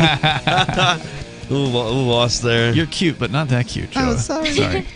So 603-283-6160. We were talking mostly so far tonight about the ZAs, the Special Economic Zones in Honduras, the one in Disney World, which is according to the Florida Senate and the Florida House, going to be abolished. Now, Disney's going to fight this. They do have lawyers. They are going to fight this. And the thing is, everybody's going to lose in this situation because the taxpayers are now going to have to shoulder the debt that Disney City has been taking on. Disney, of course, when they can run their own city, which they've been doing for like 50 years, they subsidize the city's operations. So the city runs at a loss of $5 to $10 million a year, apparently. But that doesn't matter to Disney. $10 million for them is like a drop in the bucket. Look, they heard they were abusing kids there, and the government wanted a little bit in on that. Well, that's the other thing. It's like the idea that the government would shut down pedophilia. Right. I mean, it's total signaling by these conservatives. Oh, well, look how woke. It's like wokeism for conservatives, right? Like, oh, well, we're anti this, that, and so look what we're going to do to stop it. You're not going to stop anything, number one. Right. Disney's going to keep doing what Disney does. They got all the politicians bought that they need to have bought. But the other thing is, even if you were to close Disney down, the Florida government is the one that you really want to look at for molesting children. Absolutely. I mean, I bet they both do it, but of course. But I wouldn't want to be saved from pedophilia by Disney, by the government, of any government. Like there was an incident in Florida where 44 kids were buried like without notifying the public. Like these kids died. Were they inside the system? Yes, or something? they were part of like a boys group home type thing, and they just unburied them last few years. Oh, that sounds normal. It just sounds normal that like 9-year-olds die and. Sure, there was nothing suspicious going on there. I mean, that's totally. No, of course not. And not only that story, Joe, but there's a myriad of stories. All you have to do is just go and type in internet search for DCF Florida molestation. Oh. And you will find stories, of course, about foster parents doing it, but also about the actual employees of DCF, the government Children and Families Department, doing, raping kids, starving kids. It's no different here in New Hampshire either. No, of course not. It's like that everywhere, but that's the whole point. It's like, oh, you're going to attack Disney, but you can't clean your own house up first. Yeah, God forbid, yeah. That's impossible. That's what the state does. They steal children from families and they put them in the hands of even sicker people. So, I mean, forgive me if I'm a little skeptical that this is going to result in any sort of good thing coming about. It's total signaling. It's total politics. It's totally these Russians, these Republicans, these Republicans in Florida saying, oh, don't forget to vote for me. I really stuck it to Disney. Yeah. That's all this is. It's the equivalent of the Republican maskings. Like they're not going to put a mask on, but they are signaling in this way. So the Democrats signal by wearing a mask, and the Republicans signal by saying we don't like Mickey Mouse. That's what it is. Yeah, I was watching the News to Share. I don't know if you heard of that YouTube channel. Yeah, Ford Fisher. Yeah, I don't know if he's the one that particularly ran or was behind the camera on this, but they went down there and they usually try to show both sides. They're unbiased most of the time, I noticed. And I'm pretty were sure he's an both anarchist. Ford. Yeah, I met him. I met him in Boston. Yeah. We were trying to bail our friends out. But they were down there and they were interviewing both sides, and it was like, I don't agree with any one of these sides. I get it, your motivations and behind why you're defending, but like you can't support this like kind of either way. I mean, yeah, I don't like it. It's all tastes bad, spicy. I think it's really interesting the perspective that you brought up that maybe Disney secretly wants this, so they've told their goons in the government, hey, this is what we want, and you can also get some political capital by saying that you're doing it to take down Disney, the pedophiles. Also, that's all the people who call their representative and tell them that they want them to close down Disney. They feel like they're doing their part to end the pedophilia of the elite, and then they're gonna go to sleep again for the rest of the year, and then they'll feel like they've done something. You're probably right there, because it seems like Disney is trying not to tick off their shareholders. So the best way to do it is just allow the government to ransack it, and that's how they can give it up. Yeah, get rid of their debt. I think that's an interesting thought.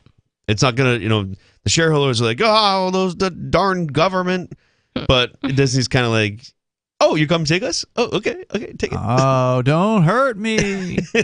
Yeah, faking it. Yeah, it'll be interesting to know if they do like fight it, like you said, with lawyers. Yeah, I don't know. It's going to be interesting to see how this pans out, but it's still bad news for anybody. If you care about freedom and you're cheering this on, I think you're making a mistake. And because, you wouldn't feel the same way. This is a point I made to one of the libertarians on Twitter who was cheering this on yesterday. I said, you wouldn't be doing the same thing if it was Rogers Campground. Right. If Rogers Campground, the site of the Porcupine Freedom Festival and Fork Fest, if they had their own special economic zone, if it was like a free city or something like that, and they didn't have to pay property taxes, and we could build whatever we wanted at Rogers Campground, which is the way Disney can do it. Don't give them ideas. If they want to build a 100-story building in Disney, they don't have to ask anyone's permission for it. Right. True. So if you want to do that at Rogers Campground, then all of a sudden the town of Lancaster or the county of Coos County comes in and says, well, we're just going to take that right out from under you. Right. And then, there goes your special economic status. You now have to pay property taxes. You're just like everybody else. They wouldn't support that. But just because it's a company they don't like, they're cheering this on. It's like, that's not... I understand the point of... Their point is, well, no one else gets this special deal, so therefore no one should have a special deal. That's kind of their argument. But it's like, hey, if somebody got a special deal from the government, good for them. Yeah, so many people, me and Lee were talking about this on a show a couple weeks ago. So many people think that the way to make the world better is to make us all equally worse off. Poor. Instead of, or in whatever manner it is, equally less privileged instead of, why can't everyone just be, privileged with the rights that they were granted by being human? But nope. They probably found out Disney has oil. It's probably a swamp. Okay. Knowing Florida, that's probably exactly what it is. But, and I get it. It is frustrating when, for instance, like a company... Remember when Amazon was going around trying to find a spot for their new facility and the state governments were competing to say, oh, well, come here. We'll give you this special dispensation. We'll give you, we'll waive your taxes for X amount of years. And there's no doubt that is not fair and that big corporations obviously have the clout to whip that around and get special deals from governments. But ultimately, as unfair as that is to everyone, because everybody shouldn't pay taxes, no one should have to pay property taxes, the fact is it still benefits people to have that happen, right? So wherever it is Disney, if Disney hadn't built in Florida, they would have built somewhere, and that somewhere would have then gotten all the jobs and gotten all that economic activity. Just think about how many people go to that area because of Disney World, right? So, like, there's a tremendous amount of tourism that comes to Orlando, and there are hotels on the Disney property, but there's way more outside of the Disney property. If you want to get a good deal, you don't stay I on would Disney. say Disney makes quite a bit on the hotels, but all the hotels around Disney are doing fantastic. Absolutely, they probably make just as much as Disney does on the hotel part, maybe more, but they can charge less. Yeah, right. And they have their own deals with Disney to do the trams and that sort of thing, the busing in.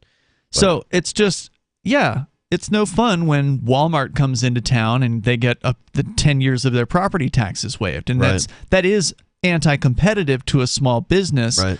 But that said, I still feel good about somebody not paying property taxes. I don't get mad about that. I haven't found a good thing at Walmart in years. A good product? I literally walk in looking for something. I find something that's just really bad quality, and I usually just walk out. I'm like, forget it. I guess I won't buy it. The Walmarts up here are weird. It's like there's really not a lot of options. It's not super Walmart. I feel like every Walmart I've been in New Hampshire has been so low stock. I don't even know if there is a super Walmart. This is ever in since New 2020. So. Maybe in Manchester. What about the one in Hooksett? It's not. I don't know. That one seemed pretty big. Anyways, I don't seek out Walmarts. These are Walmarts that have clothes, food, stuff like that.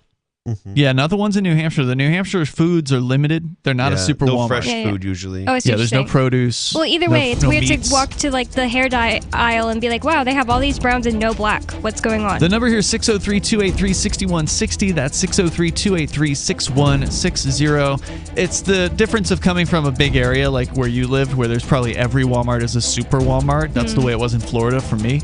But here it's hard to find something that's open past 11 o'clock. There's more coming up here. You can join us. The number is 603-283-6160. Hour number 3 is coming up. Tired of cancel culture? Sick of mega tech corporations holding an axe over your head? Join the LRN.FM Matrix chat server. It's self-hosted, so no one else can tell us what to do or say. Don't like the existing channels? You can make your own. You can even connect into some of our channels from other Matrix servers. It's federated. For the full LRN.FM Matrix experience, though, you should join our server via the step-by-step instructions at chat.lrn.fm. chat.lrn.fm. Do you feel like your nation, state, or community no longer holds your values? Have you dreamt of a place where people agree that liberty is important and are free to pursue their projects so long as they respect the property of others? There are many people just like you that are discovering freeprivatecities.com. Their social media links are at the upper right of the page at freeprivatecities.com. All skill levels will be needed when the first of the Free Private Cities opens. It's sooner than you think. Stop arguing and build. freeprivatecities.com. I'm a little obsessed with My Magic Mud. Several years ago, I met Jessica Armand, the founder and CEO of My Magic Mud, and I didn't even know my teeth were coffee stained. A week's worth of use convinced me, and now I use it every 3 or 4 days. It's clinically proven to whiten teeth, and I think it cleans better, too. My Magic Mud's available at most local health food stores, Sprouts, Natural Grocers, CVS, Walmart's Natural Beauty Aisle, but I can get it for you for 20% off with coupon code FTL20 at mymagicmud.com. FTL20 mymagicmud.com. If you want to know the latest about Free Talk Live before we go on the air, all you need to decide is how you want it delivered. It's your choice. Visit news.freetalklive.com to receive our usually weekly news updates by email. Plus, we have a Twitter account at twitter.freetalklive.com, and you can follow us on the decentralized Mastodon platform at toot.freetalklive.com. So please follow us at toot.freetalklive.com and sign up for our emails at news.freetalklive.com. You're listening to the live edition of Free Talk Live. Hour number 3 is next after the news here on the Liberty Radio Network at LRN.FM. From Feature Story News in Washington, I'm Nina Maria Potts with the latest world news. U.S. President Joe Biden has announced a fresh package of weapons and aid for Ukraine in a bid to reinforce the country's forces battling against Russia's invasion. In an address from the White House, President Biden warned that Ukraine is facing a critical window as Russia launches an offensive in the east. With the latest, here's our U.S. correspondent Benji Hire. $800 million in military assistance, including heavy artillery weapons, 144,000 rounds of ammunition, and more tactical drones. It's part of another huge package unveiled by the administration on Thursday, and if approved, it would mean the US has committed approximately $3.4 billion in assistance to Ukraine since the conflict began. As well as bolstering Ukraine's resistance on the battlefield, Joe Biden wanted to express support for the people of Ukraine. We intend to provide an additional $500 million in direct economic assistance to the Ukrainian government. We've already welcomed tens of thousands of Ukrainians to the United States, and today I'm announcing a new program to enable Ukrainians seeking refuge to come directly from Europe to the United States. The president also thanked American taxpayers and the military for their contributions. Benji Hire, Washington. Meanwhile, Russian President Vladimir Putin has ordered his troops to block off the besieged city of Mariupol in Ukraine, leaving the Ukrainians defending the city trapped inside. The Russian president told forces not to storm the Azovstal steel plant there. Stuart Smith reports from Moscow under reporting restrictions. The defence minister told the president 2,000 fighters still remained, but that the rest of Mariupol had been captured and the situation calm, meaning citizens could return. The president said that can be considered a success. To those who still remained at the factory, he said Russia guarantees their lives and decent treatment in accordance with international law if they come out. Ukraine's top negotiators have requested an urgent meeting with the Russian delegation at the site in Mariupol to try to save the lives of everyone there. Stuart Smith, Moscow. Netflix shares fell again during trading hours Thursday after the company this week announced a 200,000 drop in subscribers last quarter. Its shares fell over 30% on the news Wednesday, and the streaming service hints it may crack down on password sharing. William Denzelo reports from New York. For the first time in a decade, Netflix has lost subscribers, and the streaming service warns it may lose 2 million more in the second quarter. The company blames competition, a sluggish economy, and the decision to leave the Russian market as factors for the drop in subscribers. Netflix is also blaming password sharing. It estimates that over 100 million households don't pay for the service and piggyback on other people's accounts. From bureaus worldwide, this is FSN. With FSN Spotlight, I'm Simon Marks, continuing to hear today from Malcolm Nance, a former US Navy intelligence officer and respected military analyst in the US, who disclosed earlier this week that he's joined the International Brigade formed by Ukraine so that foreign fighters can join the effort to resist Russia's onslaught. It's a hazardous job. Earlier this week, Russian propaganda outlets showed video of British fighters captured by Russian forces in the besieged city of Mariupol. But Malcolm Nance says he understands the risks. Well, of course, I've joined the armed forces of Ukraine. And let me tell you something. I've seen more than enough grief in this country to raise my hackles. I mean, I spent years in the United States Armed Forces, and we view ourselves as an army of good. Here, it is literally good versus evil. This Russian force, I call them a force, they're not an army. They are going around, they drink at night, they rape people, they murder people. The Ukrainian armed forces is standing up, and the reason they're winning is because they have the moral right behind them. And anyone from the West who feels that they have the skill, they should come here and join that crusade. The Russians, of course, could choose to interpret the presence of retired US soldiers on American soil as an indication that the US is getting directly involved in the conflict, something President Biden insists is still off the table. With FSN Spotlight, I'm Simon Marks. And a reminder now of the hour's top story. US President Joe Biden has announced a fresh package of weapons and aid for Ukraine in a bid to reinforce the country's forces battling against Russia's invasion.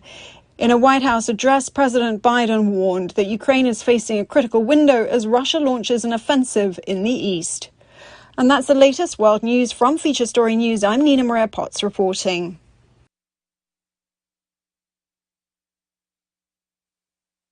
A reclusive deity hasn't written a new book in 2,000 years, and a local rescue dog is adopted for a couple weeks. This is the Onion Week in Review. This week, in a devastating blow to the nation's laundry, 16,000 Americans were reportedly stained during the messiest day in U.S. history. Reports confirm that nearly 3,000 citizens received permanent stains on their good shirt from mustard splatter off a dropped hot dog, along with 12,000 cases of spilled coffee and other dark beverages, ruining Americans' pair of hand-wash-only pants. Government officials further indicated that federal assistance for the nation's overwhelmed dry cleaners would be necessary. And in this week's local news, an elderly Rite Aid patron stretches out a conversation about toothpaste to prolong human contact. In other news, artifacts discovered buried in Washington, D.C. suggest humans once passed laws there. A self-centered child blames his parents' divorce entirely on himself. And a night of uninterrupted sleep really throws off a man's entire day. This is the Onion News Network.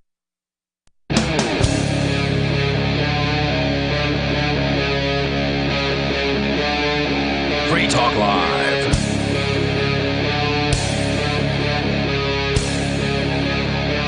It is Free Talk Live. You can join us here. The number is 603-283-6160. Bring up what you want. Take control of the airwaves. Here tonight, it's Ian. And Bonnie. Joa. There was something we were talking. It's interesting tonight. We're actually doing a lot of follow-ups on just what we discussed last night. Okay. We talked about the Disney situation. Of course, that developed a lot faster than I expected. I didn't expect the Florida Senate to take that up the next day. So if you want to comment on that, of course, you're still welcome to join us. 603-283-6160. But there's actually an interesting story I found last night when we were talking about Netflix. And how they have had this tremendous drop in their stock price. I think it's been like as much as 60 or 70% in just the last year or something like that. Well, their shows have gotten really junky. I mean, that's what people say. Yeah. Are you a follower of any of their programming? I know of a lot of shows going on, and it doesn't seem like they have anything of really big interest. But have you watched them? I had no interest. I'm like a TV snob, so unless it's like I know it's a really good show, I ain't gonna watch it. Okay. Yeah. But do you subscribe to Netflix? No. I mean, I'll watch it on someone else's and stuff. Yeah. I don't subscribe to the streaming version, but I do have the DVD version of Netflix, which is you the still old do that version. Yeah. Yeah. And actually, I was reading last night. There's a really interesting story about the DVD Netflix and how it's just been dropping users over the years because people are moving to the streaming option. But curiously, they actually have a better selection. And we got into the reason why that is because in the United States, copyright law, there's an exemption for what's called the first sale doctrine, where when you buy a thing at the store, specifically movies, if you buy a movie at the store or like a video game, you have the right to sell that, right? So like if you want to sell it at a garage sale, you don't have to go and ask the copyright holder if it's okay for you to transfer ownership of that thing. Right. Well, you also have the right to, quote unquote, dispose of it in the way that you choose. So if that means you want to rent it out, you can do that. And you don't have to ask special permission from the copyright owner. Oh, that sounds great. What we learned was that doesn't apply to music. So the music industry got an exemption, or they got a carve out from this. But the movie industry was not able to do that. So they didn't get the carve out, which is why there were, when we were growing up, all these rental stores around. Yeah. Well, now the rental stores are getting very, very hard to find. When was the last time you saw one? There's actually one up in Lincoln. It's still open. Yeah. Wow. Yeah. Is it a Blockbuster or something else?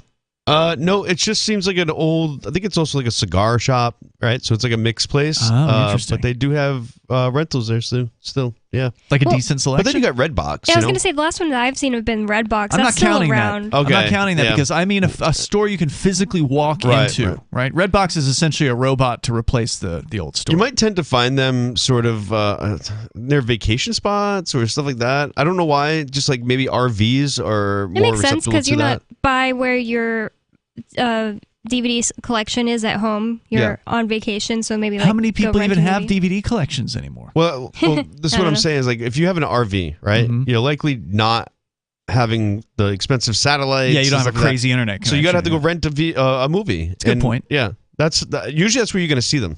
But If you otherwise, see them at all. yeah, I mean, but you could also it's just as cheap as renting. You just go to like thrift stores and get them, buy them. Yeah. There used to be one in Keene.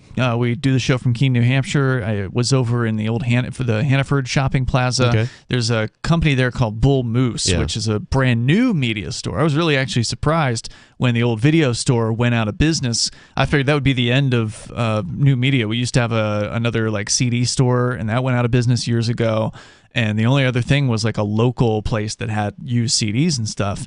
But I was surprised when a physical media store opened up, and they've been around for several years now. They're actually mask crazy at that place. When you go in there, they confront you about wearing a mask. They even ask though there's you no if you mandate. want one, and when you say no thanks, I have a medical exemption, they get annoyed. You can clearly tell that they're annoyed, but they can't do anything about it. Like they must have been told by their managers they can't, but they're a bunch of like college students who really want to. It's trendy. So yeah. There was a story that we shared, it must have been a couple years ago when we were talking, because we kind of have covered the death of old media here on Free Talk Live. Last week we talked about the newspaper industry. No Mondays. They're making it more difficult. Yeah, some of them aren't printing Mondays. The local paper isn't printing on one of the weekend days, so they're just doing a weekend edition now, and we're seeing that happen in a lot of places. And of course, physical media is another thing that's sort of going out of style. People want to hear it secondhand, almost like listen to us or like their favorite YouTube channel heads. That's really where people are getting it from now. They're not watching mainstream. Oh, getting what? News from? Or Yeah, like Tim Pool, Luke, and like that sort of thing. Those like quick slapstick news sources that just kind of what we want to hear, echo chamber-ish kind of stuff. Well, mainstream media is also suffering. I mean, video, CNN, for instance, and Fox News, MSNBC, their audiences are dying off. And, of course, the video rental chains are also closing down. And Family Video is now out of business. Now, I didn't ever know Family Video when I was growing up, but a lot of our listeners probably did. They had a lot of stores in, I believe, in like the Michigan, Wisconsin, that area of the country. Over 700 stores were still in existence as of just a couple years ago. And the reason I know about this company is because we did a report on the video stores closing a few years ago, and this company, Family Video, was sort of highlighted as this sort of shining beacon of hope for the industry because they had over 700 stores and they were still in business. And the story about them, we read the whole thing, was really interesting about how are they still in business when every other video chain has completely gone under. Blockbuster went down a decade ago. Blockbuster in Keene closed in like 2013. Right. And there's only one Blockbuster left, and that's not the chain. They bought they're like licensing the name from the person who bought the rights to the name Blockbuster. So it's not in any way the original. I'm surprised Blockbuster just went out of like business entirely, because I was surprised that they didn't want to compete with like Netflix. They did. I know they did. They tried. They tried, but they failed. What I mean is like they should have been pumping it a little bit more. Well, I actually before I became a Netflix customer, I had the Blockbuster mailing plan. They would mail you discs just like Netflix did. And the cool thing about it was you could actually take it into the Blockbuster store. Right. And like that way you didn't have to wait on the mail. You could just go right back to the store and give it to them and then get another disc right out of the store. Thank God there's torrenting, because it's just so annoying when you want to watch something, and if we lived in the olden days and you had to go to the store, look around. See, Bonnie, that was part of the fun of going to the video store. I was a little kid and I did that, but as an adult, I think it would get so old. As a little kid, it was like, oh my God, he's gonna, our dad is gonna take us to the video store, and there's all that candy we can look at, but he'll say it's too expensive to buy. I remember like Dad was right. I remember like we forget to rewind it, but we're like we still want to get a rental, so like I'm in the back seat winding it with my finger. Like I hope we can get it done, but like we're walking around the store and winding it up until we get to the register. Wow. I do remember that too, having to put it on rewind. To be able to send it back. So the bad news is here, this family video, and the reason why they were still in business was kind of interesting, right? Because everybody else is closing. How is it that this chain still has 700 stores? How can they stay in business? Well, their secret, until they closed last year, was that they actually owned the properties that the stores were in. So unlike Blockbuster, who's paying corporate rent, thousands of dollars a month in rent, and then you got to pay your employees, and then you got to cover all whatever electricity and all that. These guys don't have to pay rent because the company's been around for decades. They own it now, and they bought their buildings. And it was a really smart move because they were renting out like half their building. Because they used to have mega stores, right? And then they figured, okay, well, the business is shrinking. We're going to cut half our store size out, keep the store open, but then we'll put the rest of it. We'll put a pizza, like a family pizza place in. Yeah. And then they charge rent on the other half of the store. That helps them pay the property taxes. Things did get smaller too, from VHSs to DVDs. And DVDs, right? So, but that's how they stayed alive, and when every other store was dying. But then last year they announced that it's over. Keith Hooglin, the company's president, told Newsweek, quote, "My dad, who started the business, might have opened the very first video stores in the country. He passed away June 25th, and within 6 or 7 months, the video business ends. He died at the same time as Family Video dies." So they died during the pandemic, which of course made it even harder for them to do business. Yeah, you can't go pick up a physical copy of something and rent it and let somebody else rent the same one. People were afraid to go to the damn video store. I mean, more so than they already weren't going. More coming up.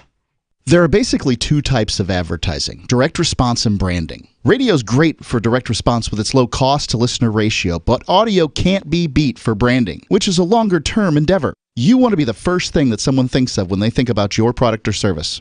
If you have a local business that you want kept top of mind in your community, call the station. If you need national reach, Free Talk Live's got around 200 radio stations, millions of monthly listening sessions, can suit all budgets, and if we don't think we're right for you, we'll tell you. Email me, mark@freetalklive.com. After a devastating war, the alien visitors were driven back, and their willing human collaborators were left behind to face the music. When Emma Jean Anderson's ex-lover springs her from prison, Nathan Foster and his 14-year-old nephew Ben are tasked with bringing the pair to justice. An easy enough job until they discover something is inside Emma Jean, and the fate of the planet hangs in the balance. The Family Business by Mike Coopery from BaneBooks.com. Looking for a great real estate investment? Consider New Hampshire, which is ground zero for the Liberty Movement. Your first call should be to Mark Worden from Porcupine Real Estate. He's more than just a real estate agent. He's your New Hampshire concierge. Where are the best places to live? Do you want farm, city, the burbs, or forest? Do you want a duplex or multifamily building so that renters pay your mortgage? There are homes in all price ranges in New Hampshire, and Mark can help with financing too. Invest in Liberty and property. Mark Worden can help. PorcupineRealEstate.com. Are you tired of governments murdering people around the world? Stop using their money. There is an alternative. Bitcoin is a stateless, free market, non-political currency. Bitcoin cannot be inflated or controlled by any government. By using their money, you are helping the state. Stop doing it. You have an incredible alternative available now. Learn it, use it, spread it. Get started with Bitcoin at bitcoin.com. That's bitcoin.com. Join liberty-minded voluntarists, anarchists, and libertarians from June 27th through July 3rd for the 6th annual Fork Fest at Rogers Campground in the beautiful White Mountains of New Hampshire. Fork Fest is a fork of the Porcupine Freedom Festival, which sold out for the first time in 2021. Fork Fest takes place the week after Pork Fest, but Fork Fest is decentralized, which means that there's no ticket cost and no one is in charge. All you have to do to join the fun is reserve your camping site, RV site, or motel room with Rogers Campground for June 27th through July 3rd. There's no better place to celebrate Independence Day than around other freedom-loving activists in the Shire. You can find out more at the unofficial website, forkfest.party. You can also connect with other attendees on the Forkfest Telegram and Matrix chat rooms, as well as the Forkfest Forum. You can find links to those at forkfest.party. We hope to see you there. Forkfest.party. There are lots of ways to listen to Free Talk Live. Our podcast has been around since podcasts began, and now the FTL feed is loaded with content besides our full show archives. Did you know that we make it easy for you to customize your podcast subscriptions? We have different feeds, one that includes only our full shows, one with just the Daily Digest, and our main feed that includes everything. You decide what you listen to. It's quick and easy to customize your feeds at feeds.freetalklive.com. That's feeds.freetalklive.com. So you've signed the Shire Society Declaration and are planning your move to New Hampshire to be around more liberty-oriented people. Next, sign up for the Shire Society Forum at forum.shiresociety.com. There are a bunch of people there who are already in the Shire, and they want to meet you. If you're already in the Shire physically, you should also come by the forums. Remember, not everyone uses Facebook. New people are signing up for the Shire Society Forum every month, so drop in and say hello at forum.shiresociety.com. You can stick it to the man and big tech. Join our FTL social mastodon at social.freetalklive.com.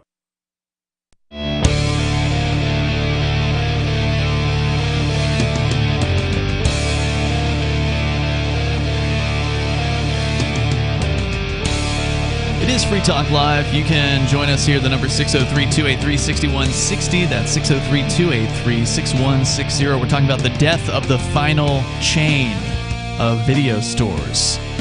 No, I'm not talking about Redbox. That's not a video store. That's just a robot. We're talking about the actual place you can go into and rent a video.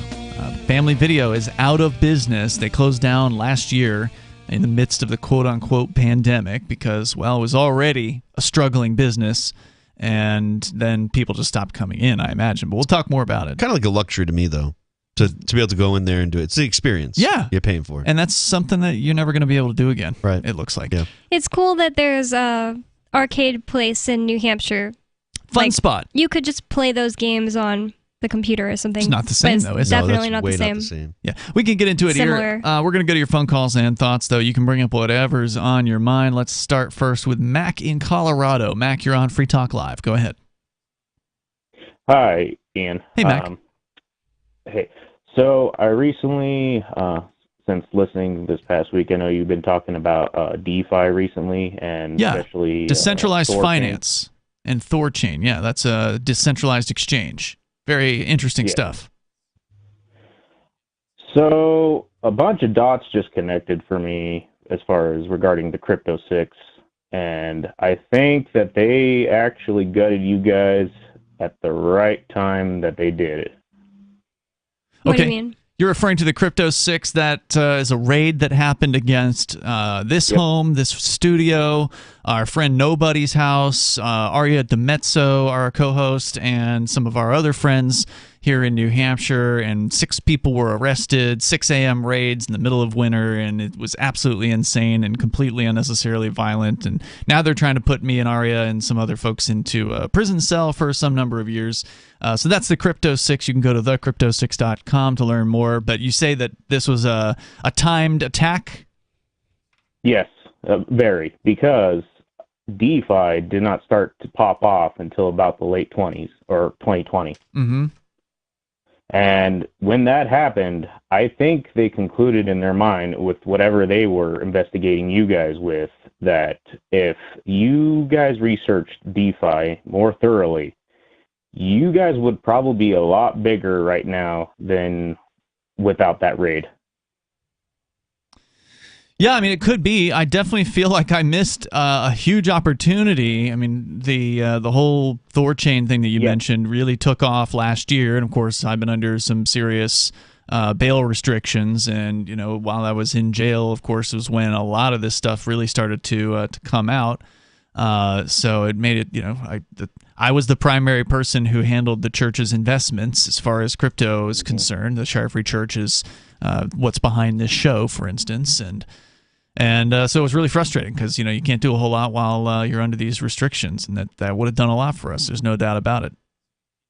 I mean, like you guys, every one of you guys sitting down right now, like DeFi would have changed your guys' life as well as everyone else's lives right now, because it basically allows you to be self-sustaining without having basically to find a job, at least in the short to mid-term.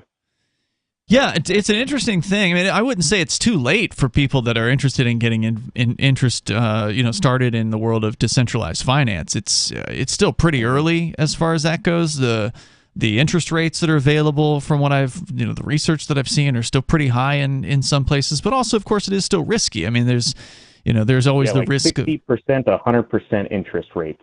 Sure. Of course, there's always the risk of what they call the rug pull, these scams that are out there. And so you do have to do a lot of due diligence and take some time and really learn about what you're interested in getting into. But the cool thing about decentralized finance, for listeners that don't know, is it's a finance industry that is permissionless. And that's really the real aspect of it that is the most exciting, that you don't have to ask permission to give a loan to somebody, or to get a loan from somebody, or to make an interest rate on something. It's really interesting. Yeah, it's really amazing. What are you excited about specifically, Matt? Because obviously DeFi is a large industry. I don't know how many billions of dollars are tied up in it in crypto, but it's a lot. So what is it that one or two projects that you really got your attention? Nothing in particular. It's just mainly the mainstay cryptos, just like Bitcoin Cash. But there's not a lot that you can do with Bitcoin Cash, and Ethereum in decentralized finance, with the exception of maybe ThorChain that actually does allow you to trade those things. Usually it's the systems like Ethereum where you can exchange Ethereum tokens. This is some of the earliest decentralized finance systems. So, I mean, it's interesting that you called in to law DeFi, but you don't have any particular projects that you think are really exciting? Not at this time. I mean, obviously, there's, like you were talking about, ThorChain and Rune as part of ThorChain, which is what their native token that backs all the other cryptos and it allows to swap native cryptocurrencies. Yeah, to me, that's the most exciting thing I've seen that's out there, because prior to even Monero is going to be part of that. I hope so. I don't know if they know when that's going to happen, but I know a lot of people want to see that happen. They're coming to fork it soon. They want to fork. Really? Well, yeah.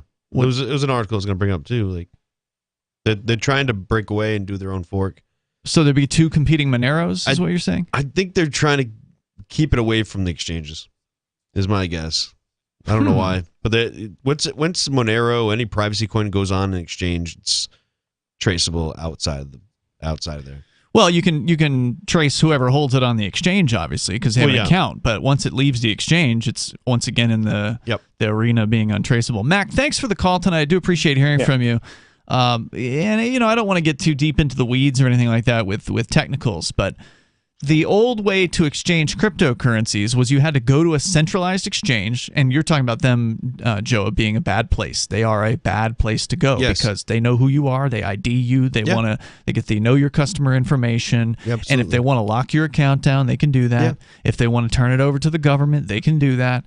And centralized exchanges are sort of the antithesis of cryptocurrency. Cryptocurrency was all about independence. Cryptocurrency is supposed to be about you control your money. you're the only one that has the keys to the kingdom, so to speak. Right. And when you turn your coins over to Coinbase or Binance or one of these other Kraken, one of these centralized exchanges, they have your keys. Yep. They have your coins.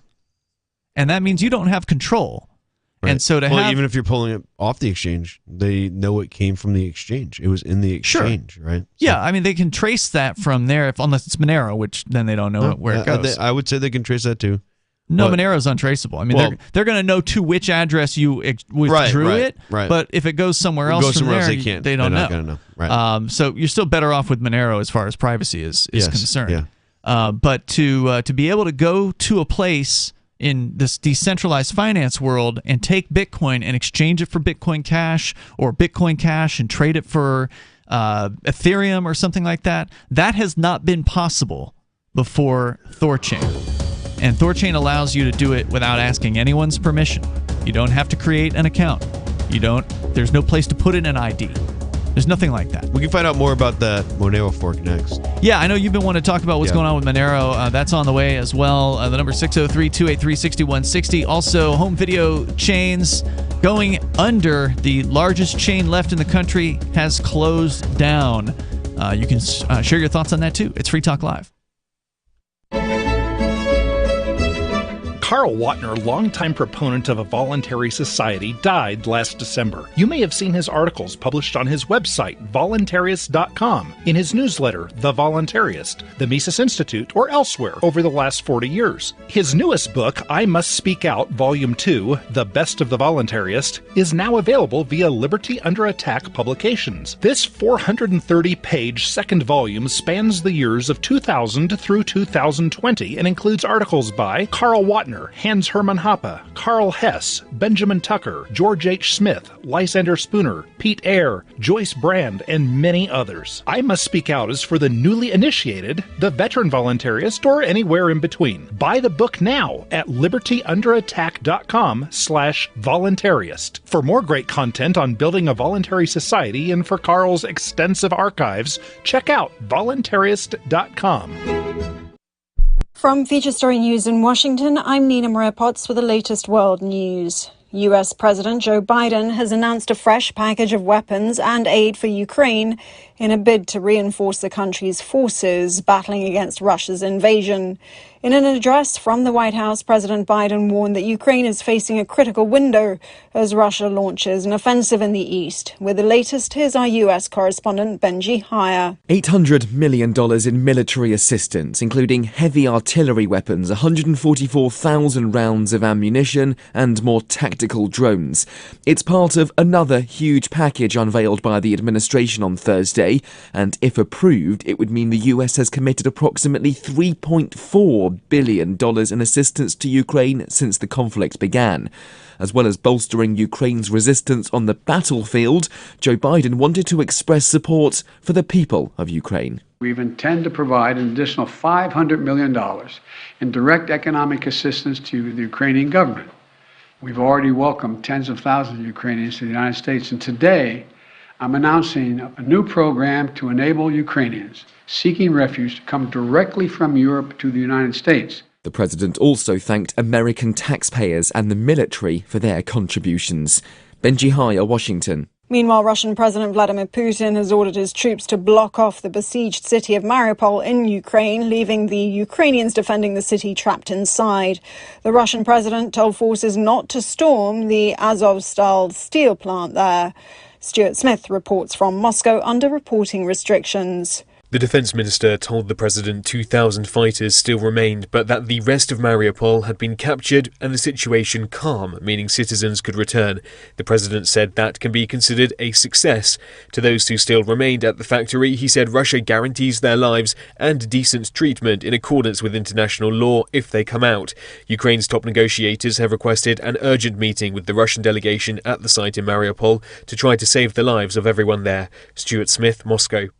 Netflix shares fell again during trading hours Thursday after the company this week announced a 200,000 drop in subscribers last quarter.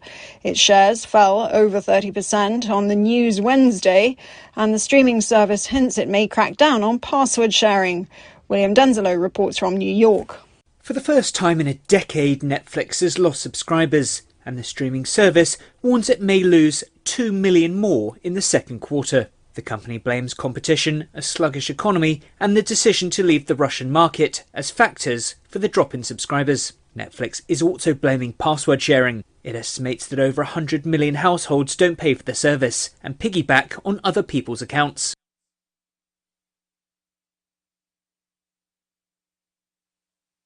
Don't miss a moment of Free Talk Live. Get our archives daily via our podcast at feeds.freetalklive.com.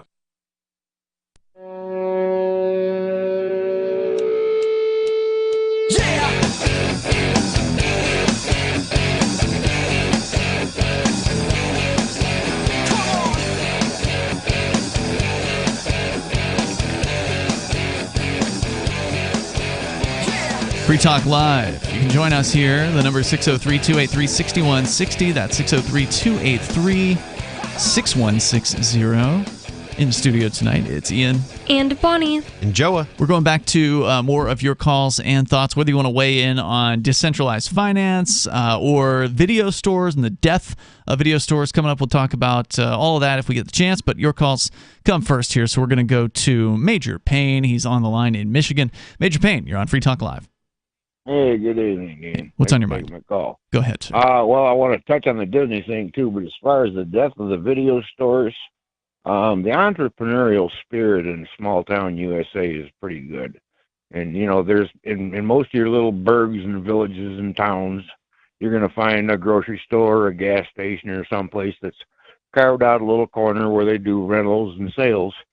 I mean, you can go in and buy out an old used DVD for, you know, $5-6, or you can rent it for $1 for a couple 3 days or whatever. Yeah, I don't know about rental, but there is used movies at that Bull Moose place you were talking about. That's not a family store exactly. No, it's a chain, but he's right though. There are places like this everywhere. there are those It's hard to places, discover. but you're talking about a small rack with, you know, maybe 20 discs on it or something like that. That's not the same thing as a video store experience. I know what you're referring to. I've seen that at you know, some little gas station in the middle of nowhere.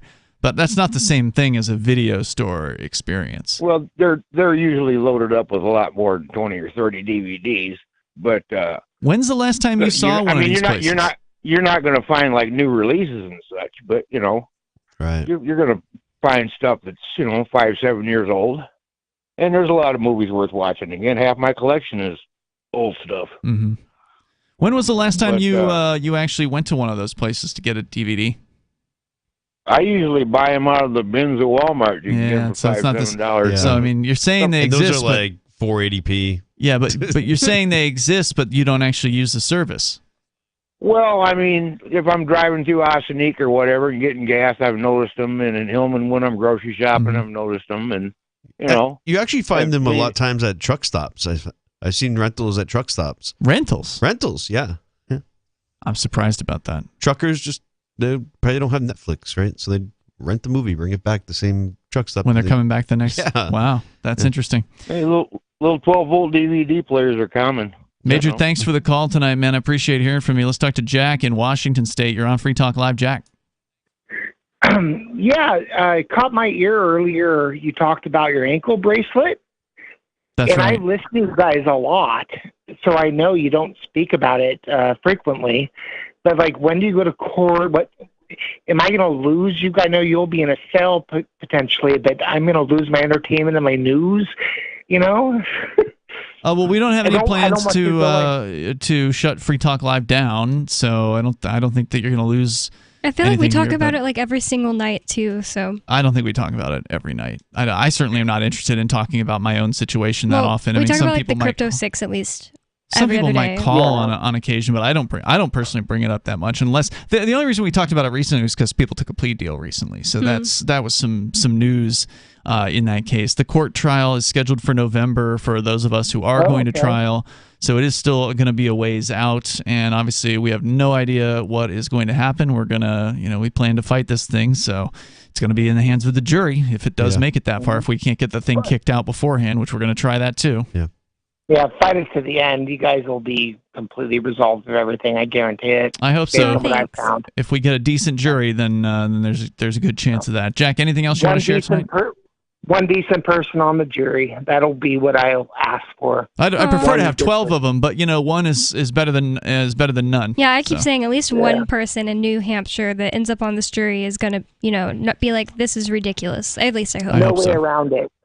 But anyway, thank you guys. Thanks, Jack. Thanks. Appreciate the call tonight. All right. So thanks for the optimism. Yeah. It gets just so annoying when people are just like so negative about it. It's like, yeah, we know how it looks. It's just like worrying doesn't help. Doesn't help anything. Makes things worse, in my opinion. Yep, and you're not going to worry yourself back into business, that's for sure. We're talking about Family Video with over 700 stores. The company's president said that his dad died, and in the middle of the lockdowns or whatever, in the middle of the restrictions, and people weren't coming into the video store, and it was already a tough business, obviously. And the story here at Newsweek says that Family Video, which, again, the last chain in the United States, they're gone now. They were cutting edge at its inception, but like all businesses of its kind, it became archaic, and Hoogland, who's the owner, wasn't naive enough to think the video rental business would stand the test of time. He thought they might have had 2 or 3 years left, but then the pandemic hit, and the closures combined with a lack of new movies, right? Because there weren't nothing fresh junk. coming out. No one wants to rent the junk.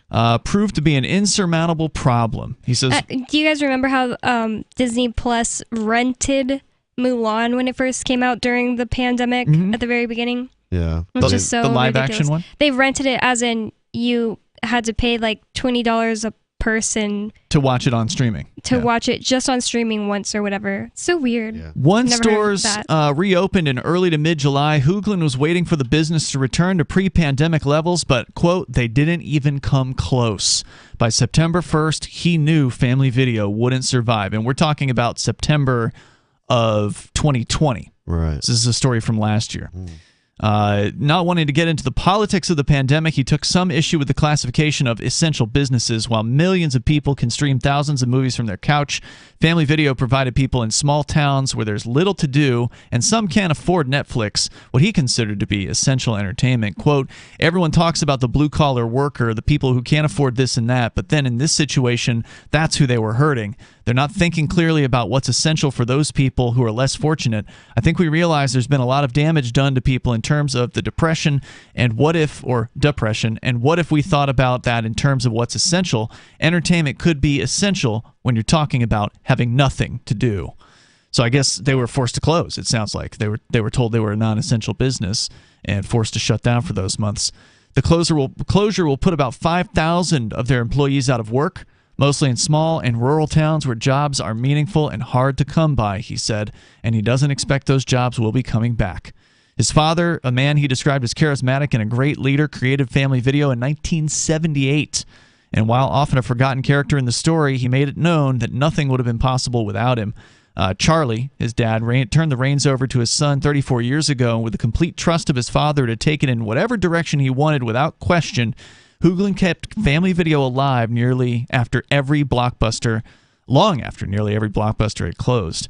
Their store's ability to stay open is part due to the company owning its buildings, which we talked about before, how they actually rented parts of their buildings out to pizza stores and things like that, which gave the families the chance to have that dinner and a movie night thing, which is a cool thing. The pandemic proved to be a double-edged sword because it did boost the pizza business, but it delivered a fatal blow to the movie rentals. The pandemic did? Yeah. Aria said they were crazy busy at the pizza place that she worked at here. To remain open, stores need to do a certain level of business to pay the bills, and when states shut down last March, it cut that business down to zero. Juggling the different protocols of the 20 different states where Family Videos were still located was no easy task, and reopening proved difficult. They had to spend money marketing the reopening to customers, and with 70% of their business being driven by new releases, without any new movies on the shelves, people didn't have a reason to come in. Family Video stopped renting movies in January and has since been working on selling off their inventory. In the wake of the closure, he's gotten to see how much the company meant to the communities that it served. Thousands of people begged them to stay open, and employees who haven't worked for the company in 15 years called to say how much they loved working at their company. It's got to be really hard, to go through that. I bet if they would have let, small people who weren't part of Hollywood be the only ones that got to put movies in their store. You mean like independent movies? Yeah, like a while back though, not like just start doing it during the pandemic. Then it would have been fine because I bet those people continued making movies. Yeah, I mean, there's always going to be somebody out there with a creative spirit to get Hollywood, out there. you know, cuckery is probably stopped them from It's just making junk. movies during. I'm a wicked snob to like films. It's got to be good directing and producing, or I mean, watching it. It's just terrible movies out there. I don't have that much sympathy for Hollywood proper uppers. There's more coming up here in moments. You can join us, bring up whatever's on your mind here on Free Talk Live. Uncovering the secrets and exposing the lies. That's what the readers of freedomsphoenix.com get every day. freedomsphoenix.com, constantly providing the information, the real news about government policies, and the real relationship we all have with the coercive government. The real condition of the economy, innovations in technology, breakthroughs in energy, health, and computer science.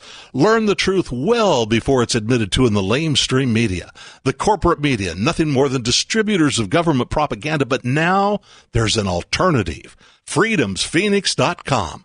Constant news updates on the issues that affect your life in the most important ways. With liberty and property under constant attack, freedomsphoenix.com provides the understanding behind the propaganda, and it encourages the participation of its readers. Go to freedomsphoenix.com. That's freedoms with an S, phoenix.com. freedomsphoenix.com. The revolution between the ears has already happened. The new 4th edition of Healing Our World, The Compassion of Libertarianism, will take your understanding of liberty to a deeper level and has over 1,300 updated references, new cartoons, and a foreword by Dr. Ron Paul. With discounts for multiple book purchases, the 4th edition of Healing Our World is a great gift for the liberals, pragmatists, environmentalists, and Christians in your life who think libertarianism is cold-hearted. Get yours today at healing.freetalklive.com and use promo code FTL for a $5 discount. What if you want to hear the latest episode of Free Talk Live, but all you have is your phone, you forgot to download our archive, and you have no data connection? You can call our Listen line at 641-793-0191. That's a long-distance number, so you may incur charges. If not, listen as long as you want. 641-793-0191. The Free Talk Live Listen line, 641-793-0191. Why did you move to the Shire? I moved here to the Shire because there's other people around who take liberty just as seriously as I do. I moved to the Shire because I saw videos of people challenging authority and thought that I could get support myself. It called to me, like, do this, right now. I wanted to be around people like me who got it, and once I got here, I knew there was nowhere else that I wanted to be. I've always wanted to change the world, so I moved to the Shire to join people who were actually working towards doing the same thing. The people here are awesome, loving, and positive. It was for the adventure and for the feeling of something important is happening here, and I just wanted to come to sort of be part of that. Visit ShireSociety.com to read and sign the Shire Society Declaration and learn the reasons why, if you love liberty, you should immigrate to the Shire. Plus, connect with others via the forum at ShireSociety.com. That's ShireSociety.com.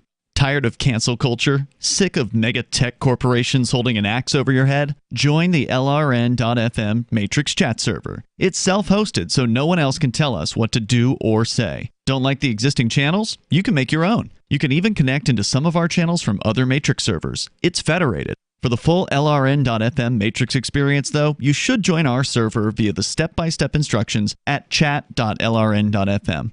Chat.lrn.fm. Should you be able to earn an honest living free from senseless government interference? The Institute for Justice thinks so. That's why we've spent years defending hard-working men and women from pointless government regulations. Nationwide, IJ has created opportunity by reducing government power. But there is still more work to be done. Visit our website today at ij.org. Let IJ take care of the government so you can take care of your business. We're still not sure why you'd want to watch, but our video feed is streaming nightly for free at cam.freetalklive.com.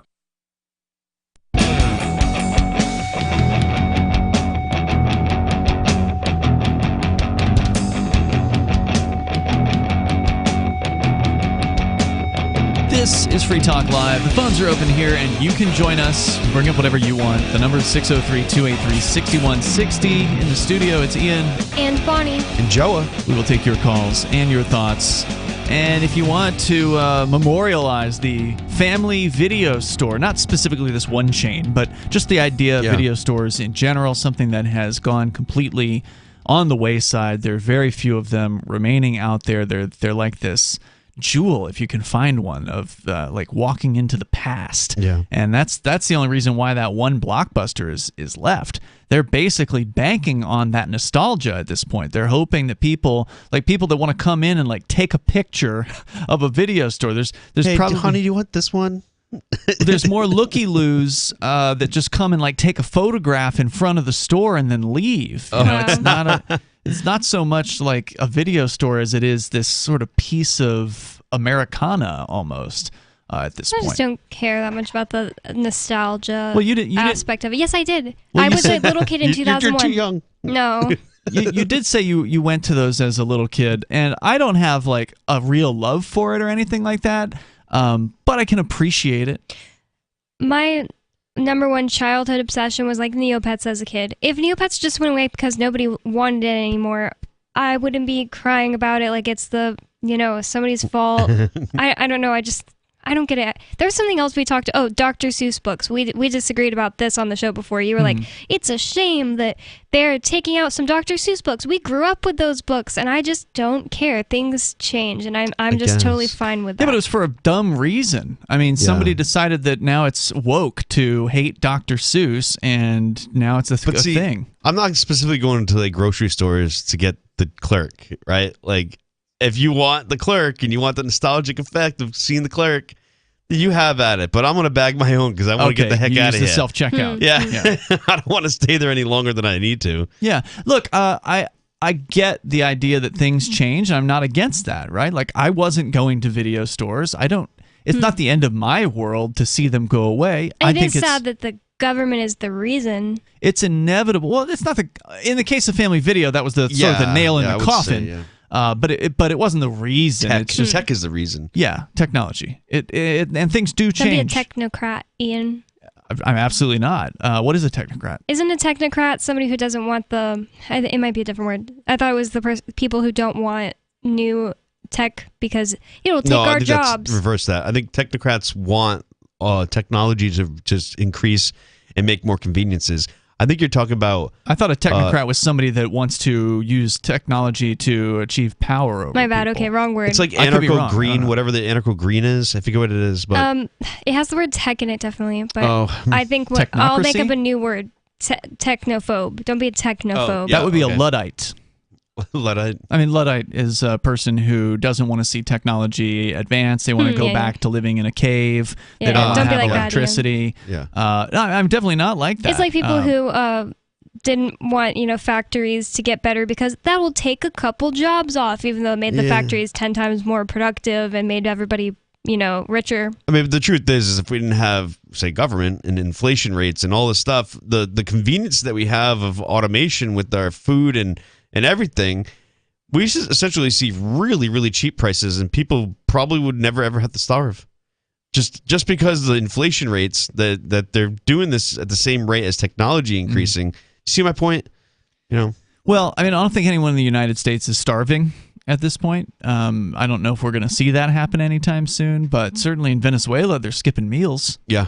And that's because of inflation. Like China. That's straight up inflation. I bet people will be starving in America soon. I mean, they've been printing like they never have historically. In China, they're locked down. And they're relying on the government to bring their food. So yeah, there's definitely people starving in China right now because of that. Yeah, if you're getting free food right now, you got slim pickings, and you're probably not getting the best quality of food. So health is becoming less of a convenience than ever before. So if you need to be middle class or upper middle class to really be healthy and eat healthy. You're putting something good in your body. That's true. It is so weird that like really poor people are always really fat because they just eat like high fructose corn syrup, everything. Potato chips, convenient items. Don't learn anything. Lots of soda. Lots of soda, lots of drinking. Let's continue here. We've got a caller on the line from, I'm not sure what, 417. Is that Missouri? You're on Free Talk Live. Hello there. Hey, this is Jessica from Missouri. Ah, I called it. All right, go ahead. Okay, I wanted to say that, these people that are all in for, like, gung-ho about having all these cameras all over the place and all this surveillance by the state, I figured they're like that because they want everybody else to get the ticket. They want everybody else to get arrested. They want the state to come down on everybody else. They're bitter. But they probably break all kinds of laws, too. Yep. I think you're referring to Sarah, right? Sarah, who's a big red light camera fan. You mean this Sarah? Yes. Sarah is on the line here. Sarah, are you still with us? Yes, I am in favor of the. Well, they're scared. The city is scared that if they don't get enough red light camera ticket Sarah, revenue. were you listening to was it Jill? Jessica. Sorry. I could not. I tried to look at. He's got a heavy accent. Can you? She doesn't have it's a female, and she doesn't have a heavy accent. If you'll just listen, she's saying that you take you benefit because you break the law probably. While you also call for people to be busted for breaking victimless crime laws. Is this true about her? Yeah, but there is a victim. You know what? For every speeder, there's a big. A lot of people die from people every time someone speeds. Speeder.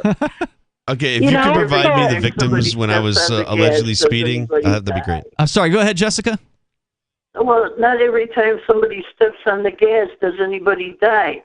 That's a lie, man. Yeah, probably 99.9% of the time somebody goes over the speed limit, no one dies because it's an entirely safe activity. I don't want to keep Sarah on the line, so she's gone. Most people that die in car accidents don't die from speeders. They die from drunk drivers or. Good point. I was about to bring one up. The road because they're looking at their phone or something. I had a witness on the stand today. I had trial for a speeding ticket. Yeah, and it's funny. Ian told me afterwards, and I should have brought up beforehand. But the witness that I had, the sheriff, he had actually gotten a DUI, and is recently, how long ago? Probably 5 or 6 years ago. Okay, yeah. Wow, it doesn't matter. And he's prosecuting people for going over the speed limit. No victim. He could have created easily victims. Mm-hmm. Yep. Glad he didn't get away with it. And I had to remind him afterwards. Yeah, well, he's still working in the business, but... I saw a related story today, too. In Houston, there's a bill, I don't know if it's passed, that is going to make it to where businesses have to install cameras, and they have to let the cops view them whenever they want without a warrant. Whoa, that's really bad. In Houston, scary. Texas. Jessica, anything else you want to share? No, that's pretty much it. Thanks a lot. Thanks for the call. I appreciate hearing from you. Joe, what's going on with the Monero run? We talked about the Monero folks saying, time to withdraw from the exchanges. Get your Monero off the exchanges. It's a terrible idea. Exchanges don't care about your privacy. Get your Monero off. But they're locking a lot of people out. They're preventing that from happening. What have you been hearing recently? So on decrypt.co, Monero, and the title is Monero rallies 22% in a week amid hard fork announcement and Monero, as in Monero run. Yeah, it's like a run on the banks, except on the exchanges. But it goes to say, privacy coin Monero is surging on the news of an upcoming hard fork slated for July, and the group of enthusiasts that stirred a crypto bank run, lending privacy coin Monero XMR, has rallied 9.56 in the last 24 hours and 22.8% in the last week after developers confirmed on GitHub that a hard fork is due July 16th. I think stop pulling it now. You don't want to be keeping it on there before this July 16th. Yeah, because apparently some people have already gotten their Monero frozen on their accounts. That's right. The exchanges are freezing it, and you can't pull it, or they're just preventing you, or they're just stealing it straight up. So get it off. They don't want to show that they don't have the reserves they say they do. Are they naming names on which exchanges are actually freezing people's accounts? Good question. Because I read about it earlier, but they didn't say who it was. Just curious. If you don't know, you don't know. No, I don't really see anything. But it is happening, and it's just going to the moon today. I was looking at it. It just keep going up. It's about time. I mean, Monero, it's such a cool technology. It's always shocked me that it's so not... It should be top 10, but it's not. It's in the 30s. It's the coolest one. It's pretty amazing. I don't know if you guys see that chart. Yeah, it's been a great chart. I was looking at it before the show, up 22% in the last week. And that's in terms of Bitcoin. It's up 22% compared to the price of Bitcoin. Exactly. Yeah, I don't even follow the USDT anymore because that's just so junky. Hey, check out Joa's channel. It's Breaking the Flaw. He's on Odyssey. You can still probably find him on YouTube if they haven't taken him off YouTube yet. Not yet. But get on over to Breaking the Flaw. Too, right? Follow him on Odyssey. We can follow our Odyssey channel as well. Go to video.freetalklive.com. We'll see you tomorrow night online. In the meantime, freetalklive.com. If you want to know the latest about Free Talk Live before we go on the air, all you need to decide is how you want it delivered. It's your choice. Visit news.freetalklive.com to receive our usually weekly news updates by email. Plus, we have a Twitter account at twitter.freetalklive.com, and you can follow us on the decentralized Mastodon platform at toot.freetalklive.com. So please follow us at toot.freetalklive.com and sign up for our emails at news.freetalklive.com. Do you feel like your nation, state, or community no longer holds your values? Have you dreamt of a place where people agree that liberty is important and are free to pursue their projects so long as they respect the property of others? There are many people just like you that are discovering freeprivatecities.com. Their social media links are at the upper right of the page at freeprivatecities.com. All skill levels will be needed when the first of the Free Private Cities opens. It's sooner than you think. Stop arguing and build. freeprivatecities.com. I'm crazy about My Magic Mud. This is the most important oral care product created this millennium, and I'm not kidding. We all have different opinions on politics and issues, but we all have mouths. And I want yours to be as clean as possible, with teeth as bright as they were meant to be. I will never be without My Magic Mud. It's a little surprising, but man, does it work. If you only listen to one thing I say ever, go to mymagicmud.com and get 20% off with code FTL. mymagicmud.com, code FTL. There are lots of ways to